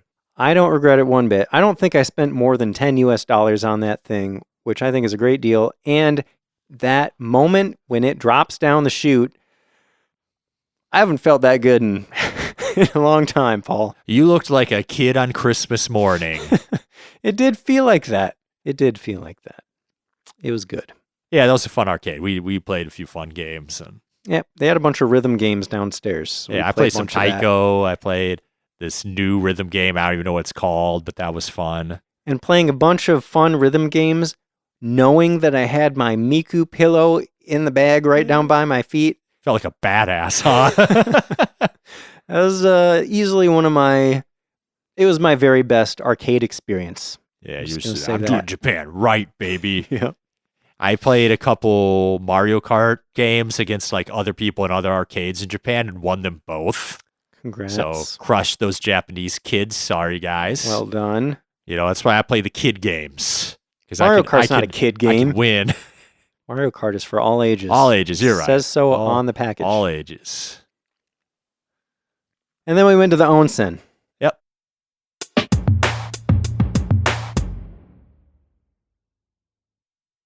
Day 19. This is when we left Sendai. We're getting close to the end. It's my last full day in Japan. Oh, man. But it was an awesome day, dude. It was. We had so many awesome days in a row here. Yeah. Sendai was great. Everything we did in Sendai was awesome. Sendai was great. I don't know why. Like, some people talk about Sendai like, oh, Tohoku, there's nothing to do up there. That's ridiculous. Ignorance. That's ignorance. It is. So we checked out of our hotel. I think we threw our stuff in a locker at the train station. Yeah. And this is where we made a great decision because I got to give you credit for this. Okay, I'll take credit. On our original itinerary, I think we had the Iwate Snow Festival. I think it was called, something like that. Not for this day. No, but we shuffled things around. Yeah. We had a day where we were going to do that when we were in Sendai. And the more and more we looked into it and I kind of dug in, it's like, it was just at a farm somewhere and it looked like they had a couple kiddie activities. It was a family thing. Yeah. It was mostly around kid activities like arts and crafts, a snowmobile, tubing, towing thingy. Yeah. A little train, maybe. And they had kind of different events on different days, but there was no one day where they were doing a bunch of things. So I feel like we would have spent 2 hours getting up there. We would have 30 minutes kind of been like, okay, you know, we'd seen better snow stuff already. Yeah. So I convinced Jason to wipe that off our itinerary. And then we filled in the space from that with the Arahama Elementary School and the Daikannon and Rinnouji. We were going to try to do a couple of those things on this day before we left. We were going to try to cram those in. Right. But we just took a full day to do that right. That's right. So this last day in Sendai, we took that opportunity of having a little extra time to check out the Kirin Beer Factory. And this took a little work to get to, right? This isn't really close to other things too. It's kind of over by the shore, but not really by the elementary school. It's near like a outlet mall and stuff, but whatever. Yeah. You'd take a bus from a train station to get out here. Yeah. But we got out. It wasn't that bad. So we start walking into this place, and there's a security guard that asks us, like, hey, are you here for the tour and stuff? Do you have a reservation? And we're like, oh, we didn't get a reservation for the tour, so we weren't planning on even being here in the first place. Yeah. He's like, okay, well, you can head inside, and there's like a shop in there and stuff. So we go in there, and we're greeted by a woman just inside, and she's like, are you here for the tour? And I'm like, we don't have reservations. And she's like, that's okay. And she escorted us over to the machine where we could buy tickets. It was only 500 yen for this brewery tour. Tasting included. Tasting included. It used to be free. Yes. Which is just a ridiculous deal. I think 500 yen is still a really great deal for what we got. I know Japan's a little different, but I feel like it's never a good idea to give alcohol away for free in any context, anywhere. It works, though. Japan just has the kind of society where that works. But they had an awesome gift shop. We both got a couple of things, I think. Yeah. But the tour of the Kirin beer factory, okay, I just got to say, I've been to several beer brewery tours in the US, and I've been to some in Japan. This is by far the best brewery tour I've ever been on in my entire life. Yeah, I would describe it as I couldn't imagine a better brewery tour. They nailed it. Yes. The first thing we do is we walk into the factory side, and they have hops there for us, and I'm blanking. Malt. I had millet stuck in my head. And you got to eat the malt, the roasted malt, and you got to break up the hops and smell in the aroma of it to really get an idea of what are these ingredients. And then they told you where they're coming from. It turns out Kirin's buying, what was it, like 70 or 80 or 90% of all the hops grown in Japan, Kirin buys. Something and crazy. They're trying to develop that industry. I thought that was so cool. Yeah. And then they just take us through the process of everything. I guess we learned what Ichiban means, Kirin Ichiban. Yeah, well, on the can it says Ichiban Shibori, which means the first pressing.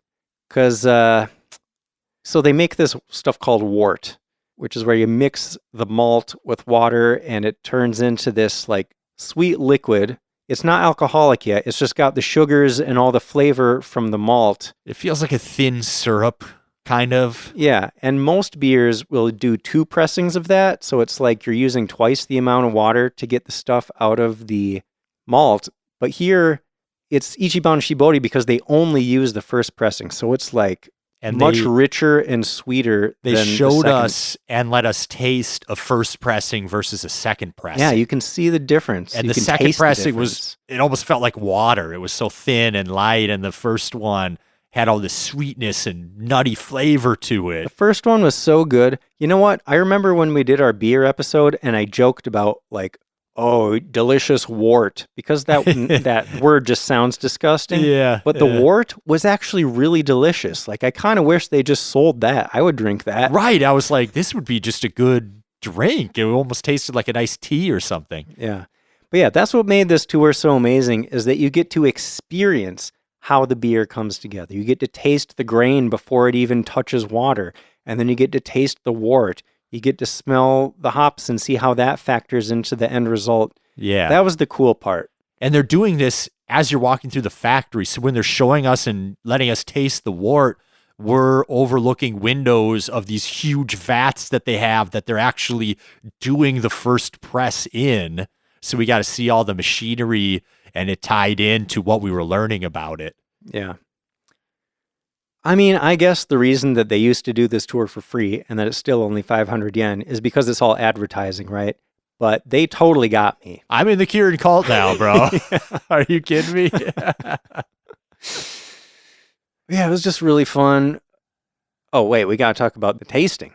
Yeah, at the end, they bring you back towards the gift shop and you get to taste 3 different Kirin beers. Well, they have the regular Ichiban, right? And then they had a really dark Ichiban. Yeah, they had a black one. Oh, man, I don't have a picture of the sign that said, like, the details about the 3 different beers. But you get to try 3 different beers, and they teach you how to pour the perfect glass of beer with the perfect amount of head. Yeah, that was cool. But we're not going to tell you. You have to go to the Kirin factory beer tour to learn the secret pouring method. Yeah. And I remember reading in all the reviews, like, oh, you get a can to take home. And I assumed that meant, oh, you get a can of beer to take home? Right. That's crazy. Right. But it's actually just an empty aluminum can without a label on it even. And it's got a little slot punched into the top so you can use it as a piggy bank. It's kind of an odd gift. It doesn't even say Kirin. Why isn't it a Kirin beer can? Why is it blank? Well, it is a Kirin beer can. It just doesn't have the Kirin printed on it yet. Sure. I mean, I brought it home. It's kind of cool. Yeah. Save up some beer money. But yeah, I mean, we loved the tour so much. And then after those 3 beers, we were just ecstatic. We were both like, this is so great. This was the first thing we did in the morning. We hadn't eaten anything. I thought, like, I'm not even going to finish these beers. It's too early for this. You're showing me this picture of me here, I think about to drink my 3rd beer. You look so happy. And I do look so happy, but I also start to look a little rough. Just a little. The eyes are a little glassy. Yeah. But that was great. So then we started heading back to the train station and came across a... You can't say this on the podcast. Okay. Sorry, everybody. I mean, we already talked about drinking. It's going to be marked explicit anyway. I can't say the name of... This was a restaurant, wasn't it? If you're marking explicit, sure. But I feel like I've dropped like mildish swear words before, and you were like, Paul, you can't do that. But I suppose we weren't planning on marking those as explicit episodes. If we're talking about getting drunk, it's got to be explicit. So I'm going to tell you guys. It's so funny what the rules are for what's explicit and what's not. Well, they're not even written down anywhere. You just have to try to skirt the line, you know? But rough guidance. We came across this. I don't think it was even a bar. I think it was just a normal restaurant. I think it was a restaurant. Oh, yeah, it says dining above the name. Yeah. This place is called Titty Twister. Yeah. What a name. Spelled differently on the sign and the door. Yeah. Does titty have 3 T's or 2? 3, I think. It should. It should. And it does on one of the signs. The bigger sign they got right. Anyway, that was funny. Okay. Then we took a train to Tokyo. And of course, I had to get an ekiben, especially because Sendai Station is known for having the widest variety of ekiben of any station in the country, or so I hear. Yeah. I also got an ekiben just outside the station at a little vegan cafe. Mine was excellent. It had steak and sukiyaki in it. Mm-hmm. Mine was quite good, too. So we got to Tokyo. We checked in at Shinagawa Tobu Hotel, which is where I started the trip. Where I was supposed to start the trip. Yeah. And then I had dinner at Family Mart because I needed some more famichiki. But Paul, you took a trip somewhere. Yeah, I went out and got a really nice veggie burger. It was good. With some really nice crisp fries, a good salad. I was satisfied. Good. Oh, and then that's when I came back and I was heading back to the hotel in our neighborhood and I was trying to find a konbini and I happened to find a natural Lawson. It was the first time I've ever been in one, but they had a good number of stuff clearly marked vegan, like protein bars, snacks, an extended variety of fruits and vegetables. I was really happy. Do you want to explain what a natural Lawson is? Yeah, it's like a Lawson, but it specializes a little bit more in organic and vegan and natural type foods. Health food. Yeah, kind of a natural health food store. Yeah. But also a konbini at the same time. Kind of splits the difference there. Yeah. It was really cool. It was really cool finding one and seeing one, especially being vegan. I do wish I had gotten to see that because I've been hearing about those for years, but I've never come across one. Yeah, I think I saw one from across the street once, but never went in. So that was a good experience. That was a nice find for me. Cool. And that night, we did not go to the onsen because there wasn't one. Bleh. Yeah.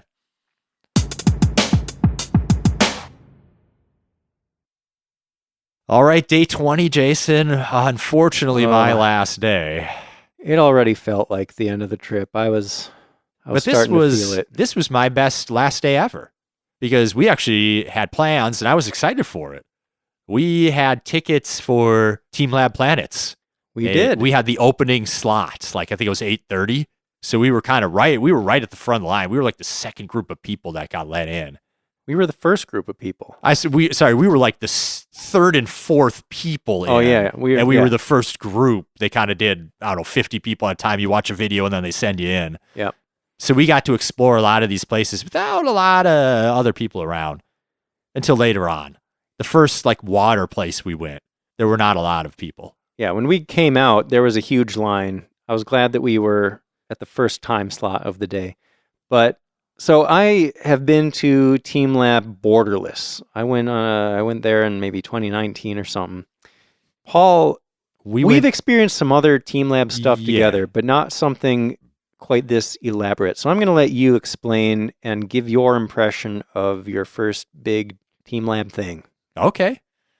I think there were 4 different areas. 3 of them were experience areas, and then there was like the outdoor food rest area. That doesn't really count. Yeah. So I think it took us a good hour and a half to get through. So we spent a bit of time, but the first place we went into was the water place. And where you have to take your shoes and socks off and roll your pants up to your knee, which was pretty hilarious watching Jason try to roll up his 25 ounce or whatever it was denim that you had on. I kind of had to hold on to them so they didn't drop down into the water.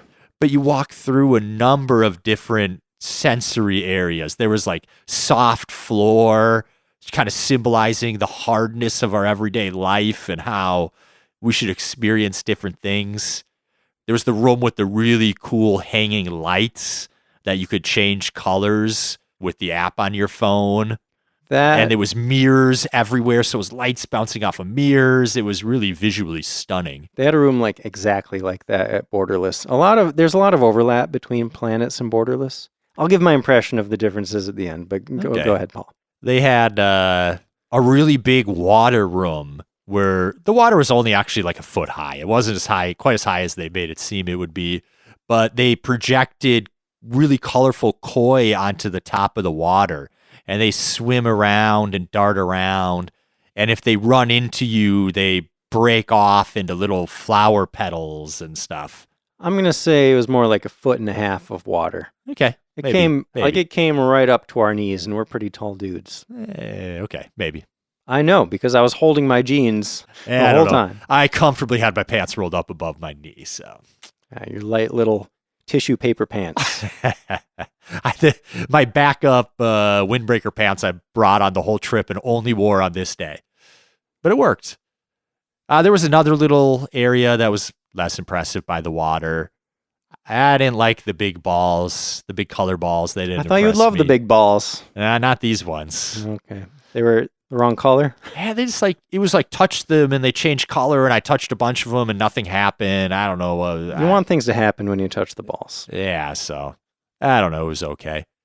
I'm sure I'm forgetting a few things too, but the water area was pretty cool overall. There were a couple pretty stunning.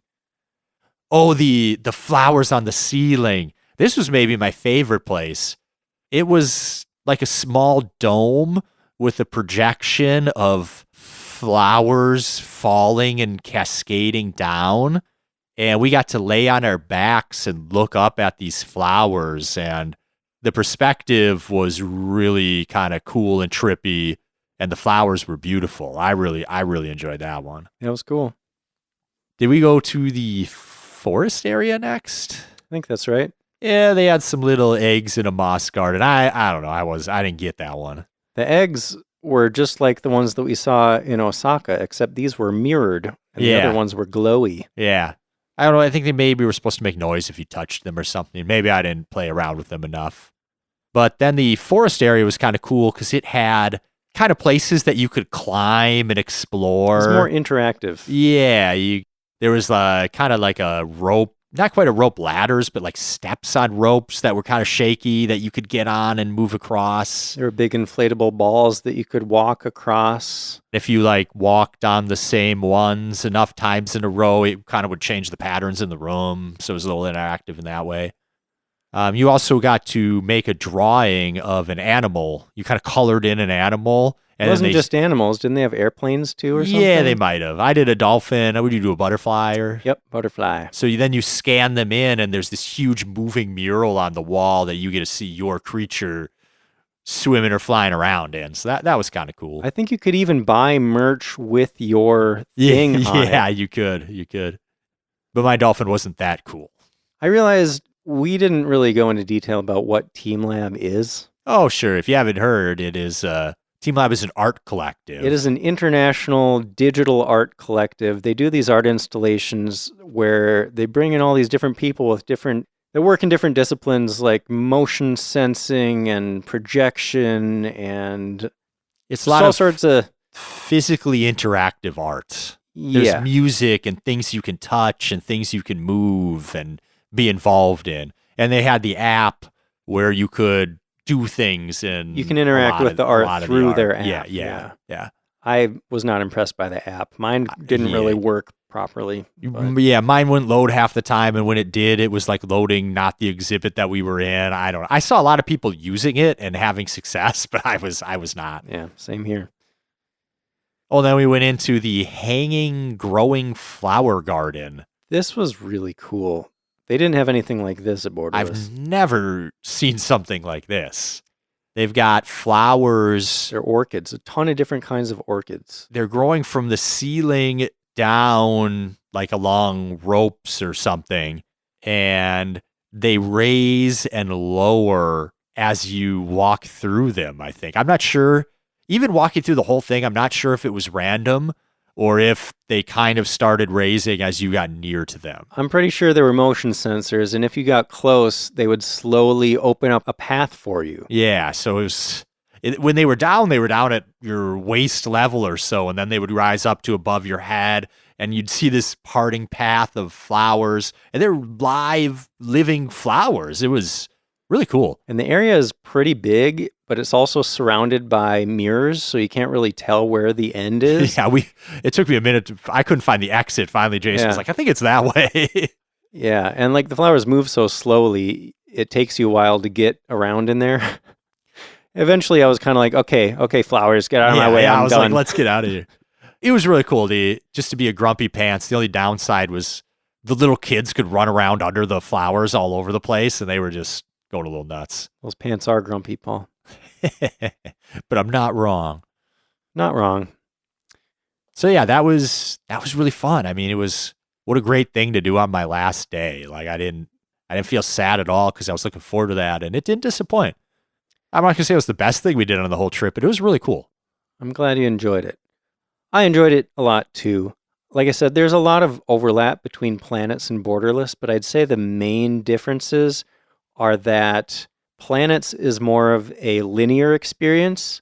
Like they guide you through specific rooms and you just kind of follow the path. But Borderless is more of a free-form explorational experience where there's just a bunch of rooms and you can kind of wander around and see where you end up.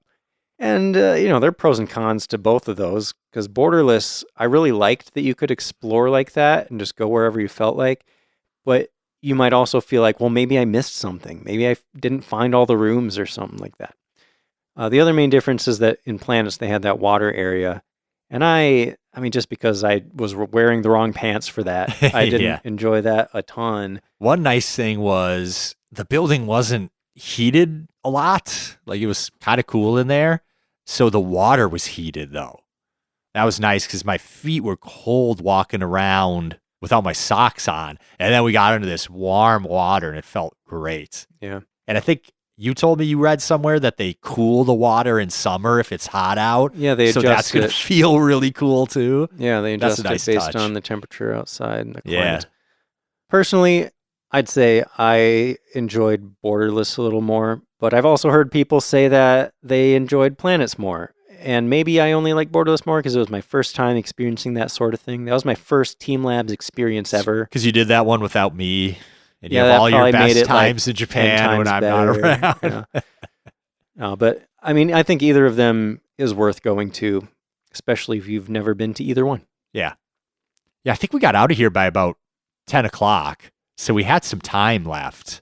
Because my flight wasn't until 5:30. And you were heading down to try to go get pics of Mount Fuji, but it was a really cloudy day, so you decided to not go waste your time doing that. I decided I would rather hang on to a few more precious minutes with my good buddy than go try to see Mount Fuji, because my chances weren't that great over there anyway. So we found something nearby to do, and there's a lot nearby to do.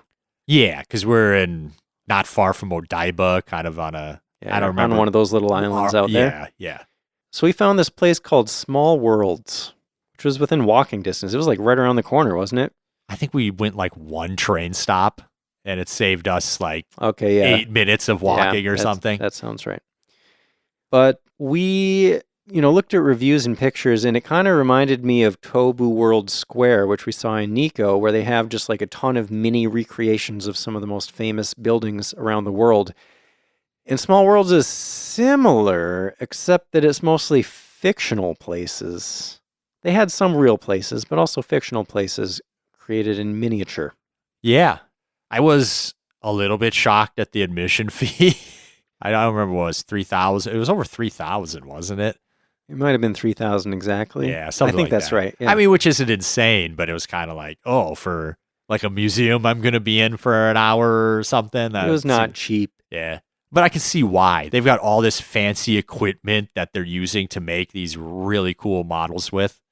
They had a lot of Neon Genesis Evangelion stuff here, which like kind of piqued exhibit. my interest. Yeah. They had a big launch bay. They had a bunch of other stuff. I love the little old like European-style towns that they had. They had Haneda Airport. Yeah, which... I don't know. The airports don't excite me too much. That was a massive display, and it's mostly like runways, tarmac. And I was like, okay, whatever.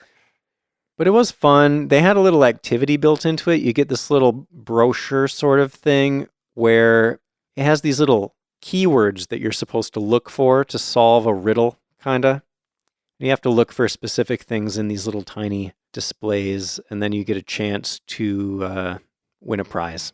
Did you win a prize? I got a fortune, just a little card with my fortune on there. But I did not participate. I guess one cool thing that you can get here, if you wanted to spend some money, it's not cheap. You can get this little tiny 3D figure made of yourself. Like they scan your whole body and then make a little tiny version of you. That looked really cool. Yeah. And you could do 2 people together. That was one of the prizes you can win if you do the thing. Yeah. They had these huge scanning machines that you would step inside and then they would 3D print you. Shrink you down like Honey, I Shrunk the Kids. Yeah, that did look really cool. Yeah, a lot of tech here. It was a little bit roped off, but you get to walk by the places where you could see them building some of these dioramas. You also got to walk by some of these laser printers and the machinery that they were using to make this stuff too, which was kind of cool. They had one room with a bunch of little dioramas, many of which were for sale, I think. Yeah. Right? They were very expensive, though. Yeah, obviously, but they were pretty cool. Yeah, they had a little recreation of Shibuya Crossing. Oh, yeah, and right behind that, they were building they had like a 1/90th display, and then they were building like a 1/30th behind it that they were working on. Yeah, I think the Neon Genesis Evangelion stuff was the best part, especially the one... I mean, they had the launch bay where they're actually launching the little Evas. Yeah, that was cool. But to be completely honest, on the whole, not a must-see. No, I don't... It's kind of cool if you got time, I would but pay it was for that not a must-see. again.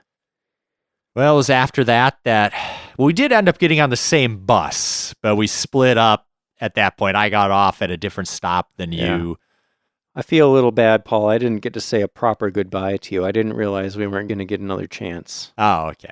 Well, I knew once you sat down in a different spot of the bus as me that was it. So I'd already thought I said goodbye to you. So okay. I was okay. We didn't hug or get emotional or anything, so it just didn't feel like it was real. I just hopped off the bus and... Yeah, he didn't even look back. I watched him wistfully as he walked away from the bus, and he didn't even glance back. So. No looking back. But you sent me a nice little text. I wished him a good flight. And did you not get this notification until after you landed? No, I got it before. I was at the airport. Oh, you're at the airport. I was at the airport. I got a notification from Spotify that we hit 1 million plays on Spotify. So that was pretty exciting. That was we knew we were getting close. I didn't know they would ping us with a notification the moment we hit it. It was kind of surprise at the end of the that trip. we hit that while we were in Japan. Yeah. That's cool. So let me finish up before you get into your last day and a half here. I don't got much. I went and I wanted to get some lunch before I flew. So I went to one of my favorite places, Kitare Shokudo, which is a Mexican restaurant just south of Akihabara that I found last time we were in Japan. And they have a fried tempeh tacos. They also have mushroom tacos. And they're unbelievably good.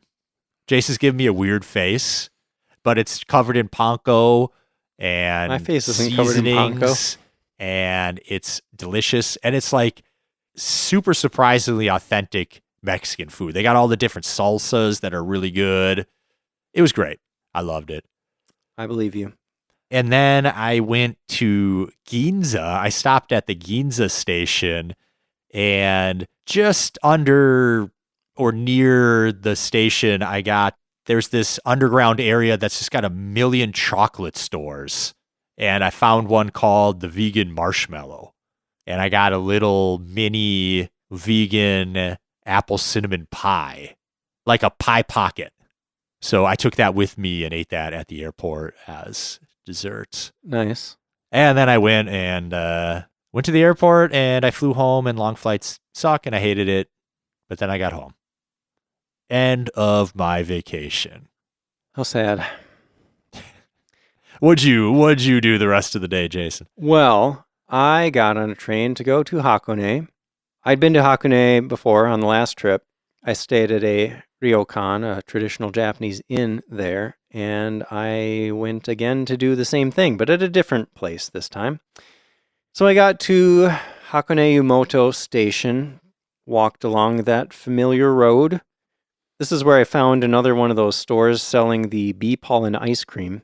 That's called Sugi Bee Garden, by the way, and I mentioned in an earlier episode that that's a national chain, so if you see one of those, definitely try their ice cream. They got a few different ones.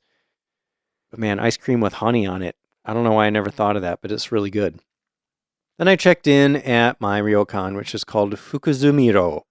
It's a very old, historic ryokan.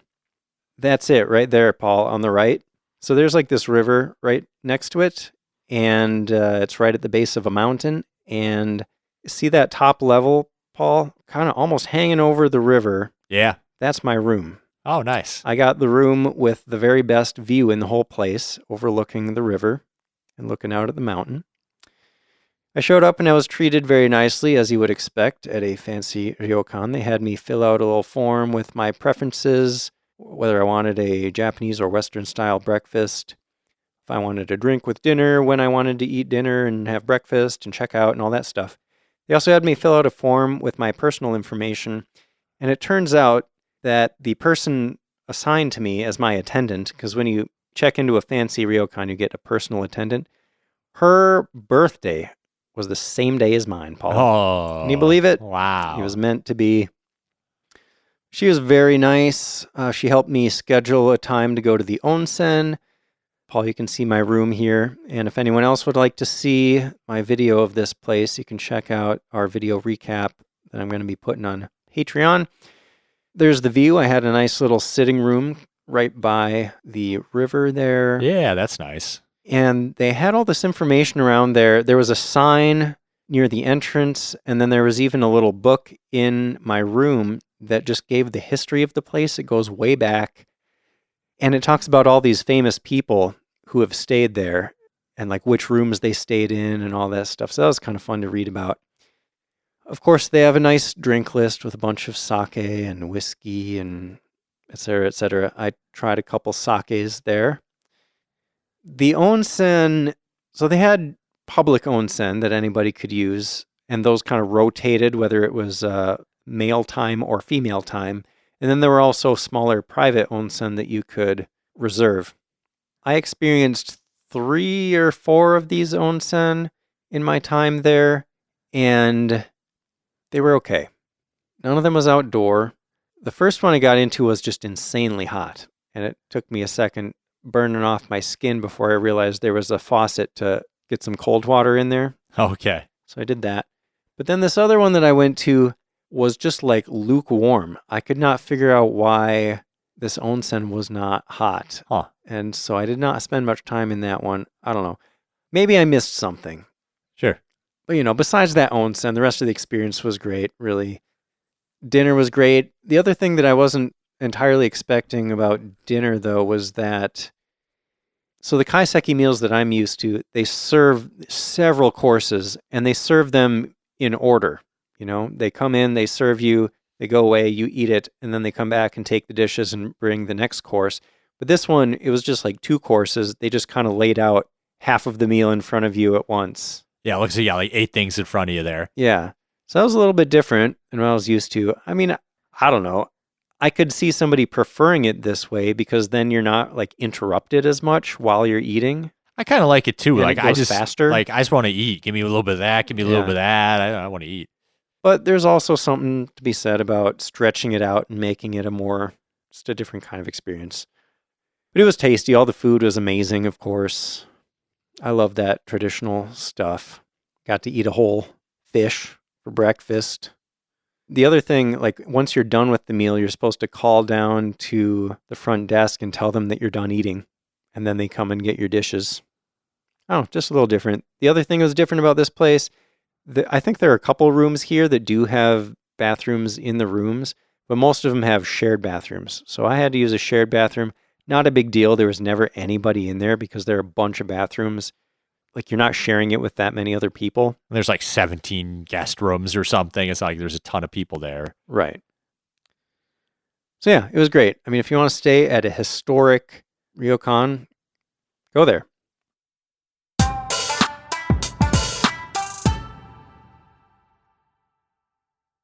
So day 21, I already mentioned I had breakfast. Breakfast was great. I went to the onsen again, I think in the morning before breakfast. Then I checked out. I didn't have time to really do anything else in Hakone. I might have been able to get a view of Mount Fuji that day. I think it was a clearer sky, but I ended up heading back to Tokyo because, of course, I needed several hours to go shopping in Akihabara, Paul. You only already had 150 souvenirs you were bringing home. There was still room for more, so I dropped off my bags at the hotel. Man, this was my first trip that I didn't go to Akihabara once, and I don't regret it. What a tragedy. I don't regret it. Well, I don't regret going back. I had a lot of fun exploring and That's bought cute, some stuff. Miku. You haven't even seen the latest stuff that I got. Yeah, I think that night I had my last famichiki. Oh, Yeah, it was sad. with cheese? I don't remember. Must not have been that good. Oh, yeah. See, I can throw that back at you too, huh? Well, it was a little bit soggy with the tears that were dropping onto it as I was eating. Oh, poor Jason. So then I cried myself to sleep, hugging my empty famichiki wrapper. All right.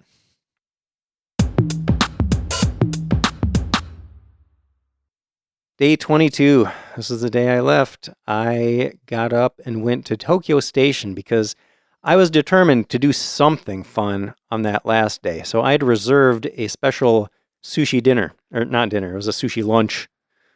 Yeah, still something to look forward to. Yeah, it's good to have something like that. So I headed over to Tokyo Station. I finally got to see the outside of Tokyo Station on the Marunouchi side. Yeah, that was on my list this time, but I didn't quite make it happen. That's a gorgeous building. It is quite pretty.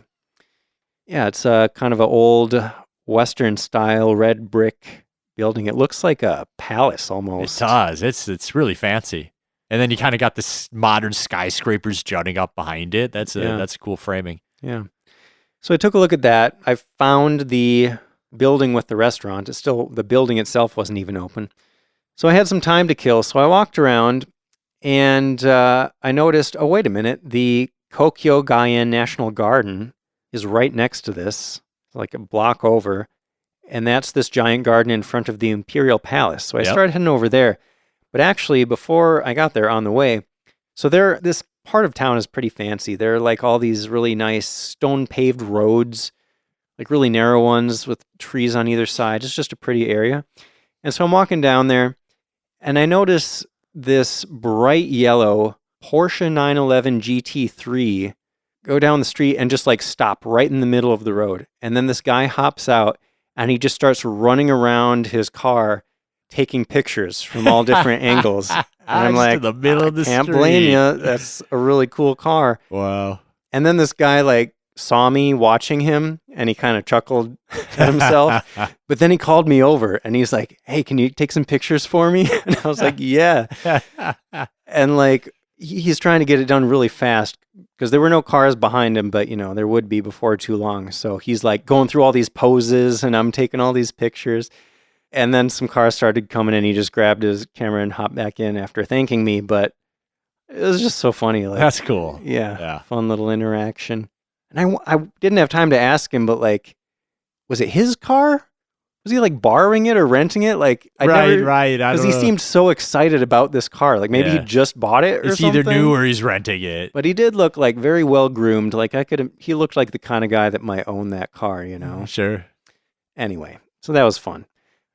So I checked out Kokyo Gaien National Garden, like I said, in front of the Imperial Palace. It's pretty. It's got a lot of well-manicured trees. And then I headed down to the other end of the park where you can actually get a view of one of the buildings of the Imperial Palace. And it's pretty. There's this big stone arch bridge kind of thing in front of it. That's pretty, right, Paul? It is. That's nice. And there were some tour groups. I don't know if you could get further in. Like there's a bridge and there were some guards at the bridge, but maybe the tour groups could get inside. I wasn't really there for very long. I think there's another garden closer to the palace that's sometimes open. Okay. But I was getting pretty close to my reservation, so I turned around, went back to the restaurant. I had lunch at a place called Manten Sushi Marunouchi, and it was like a whole omakase sushi experience. You just get whatever they want to serve you. They told me what everything was as they sat it down in front of me. There was an uni hand roll. This was my last uni of the trip. It was very tasty. I recommend it. The most unusual thing that I saw that I hadn't had before was a monkfish liver. Surprisingly good. Okay. Yeah. So yeah, if you want to make a reservation at Manten Sushi Marunouchi, you should do that. But, we try, or I try, to avoid recommending specific sushi places because there are just so many good ones. Like, you don't need to go to one specific place to have a great meal. If it's a place that does omakase at a little bar and they take reservations and stuff, it's probably going to be pretty good. Yeah. I feel like restaurants open and close and get sold. It's hard recommending a restaurant, especially on a podcast that might be up for years and who knows where that restaurant's at. I mean, the first amazing sushi place I went to closed within a few years. Yeah. Because the chef retired, not because it wasn't doing well or whatever. Anyway, after my lunch, I went back to Akihabara. I tried another claw game, Paul, but this is one of the little tiny ones, and I won one of the Kirby's first try. Ooh. Yep. So now I'm addicted to claw games. I won twice, and now they got me. Ooh, that's nice, Itasha.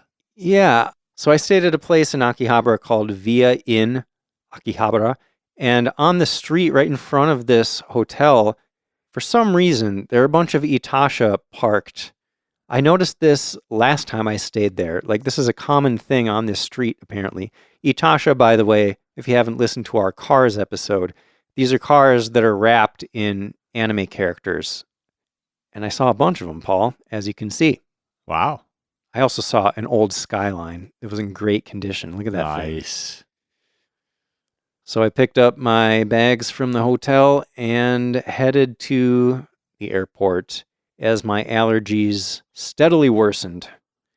I think maybe what's happening is the allergies overlapped with some other thing, because Yia said that she was getting sick as soon as I saw her at the airport. But that's not important or interesting. So I got on the plane. I flew home. The end. That's it. That's the trip. Maybe we should have done 2 episodes for this. I didn't realize I was going to go on and on, but That's how it goes. it's funny. For those first 2 episodes, I was feeling all run down from the jet lag, and I feel like now that I'm a bit more recovered from that, I'm just willing to talk forever. Apparently. We did a lot of cool stuff. I mean, we started with the loophole and then Matsushima. Some of these days we were doing 10 different things. A lot to talk about. This was a very packed week. Yeah. But it was great. I hope you enjoyed listening to us reminisce. I hope maybe you got some ideas for a trip that you might want to take someday, or perhaps very soon. I think we should go back to Japan very soon, Paul. Yeah, probably. Well, when we are done recording this episode, we're going to start talking about what is coming up for the rest of the season. So we don't have anything to announce about that yet. Yeah. On the next episode. Something cool, I'm sure. I'm sure. But we don't know yet. But I'll mention the Patreon again. Like I said, we have videos up there, and we're going to be putting more up there. And you can also get early access to new podcast episodes and all sorts of good stuff. Exclusive episodes. Yep. About fun things. You can sign up for that at our website, sightseeingjapanpodcast.com, or you could even just use the link in the show notes for this episode. Well, before we go, we should thank our Shogun level patrons: Doug Whitfield, Georgette and Caitlin Seymour, John W., Kelly Ardong, Pamela Arola, Jack, Brady K., Yasmin, and Kevin Harris. Thank you all so much for your support. Thank you. And Emperor Eric. Thank you, Eric. Thank you so much. Anything else before we go, Paul? Thank you for listening. Thanks for listening. A million times, apparently. That is so cool. Couldn't have done it without all of you. Thank you so much. And we'll see you next time.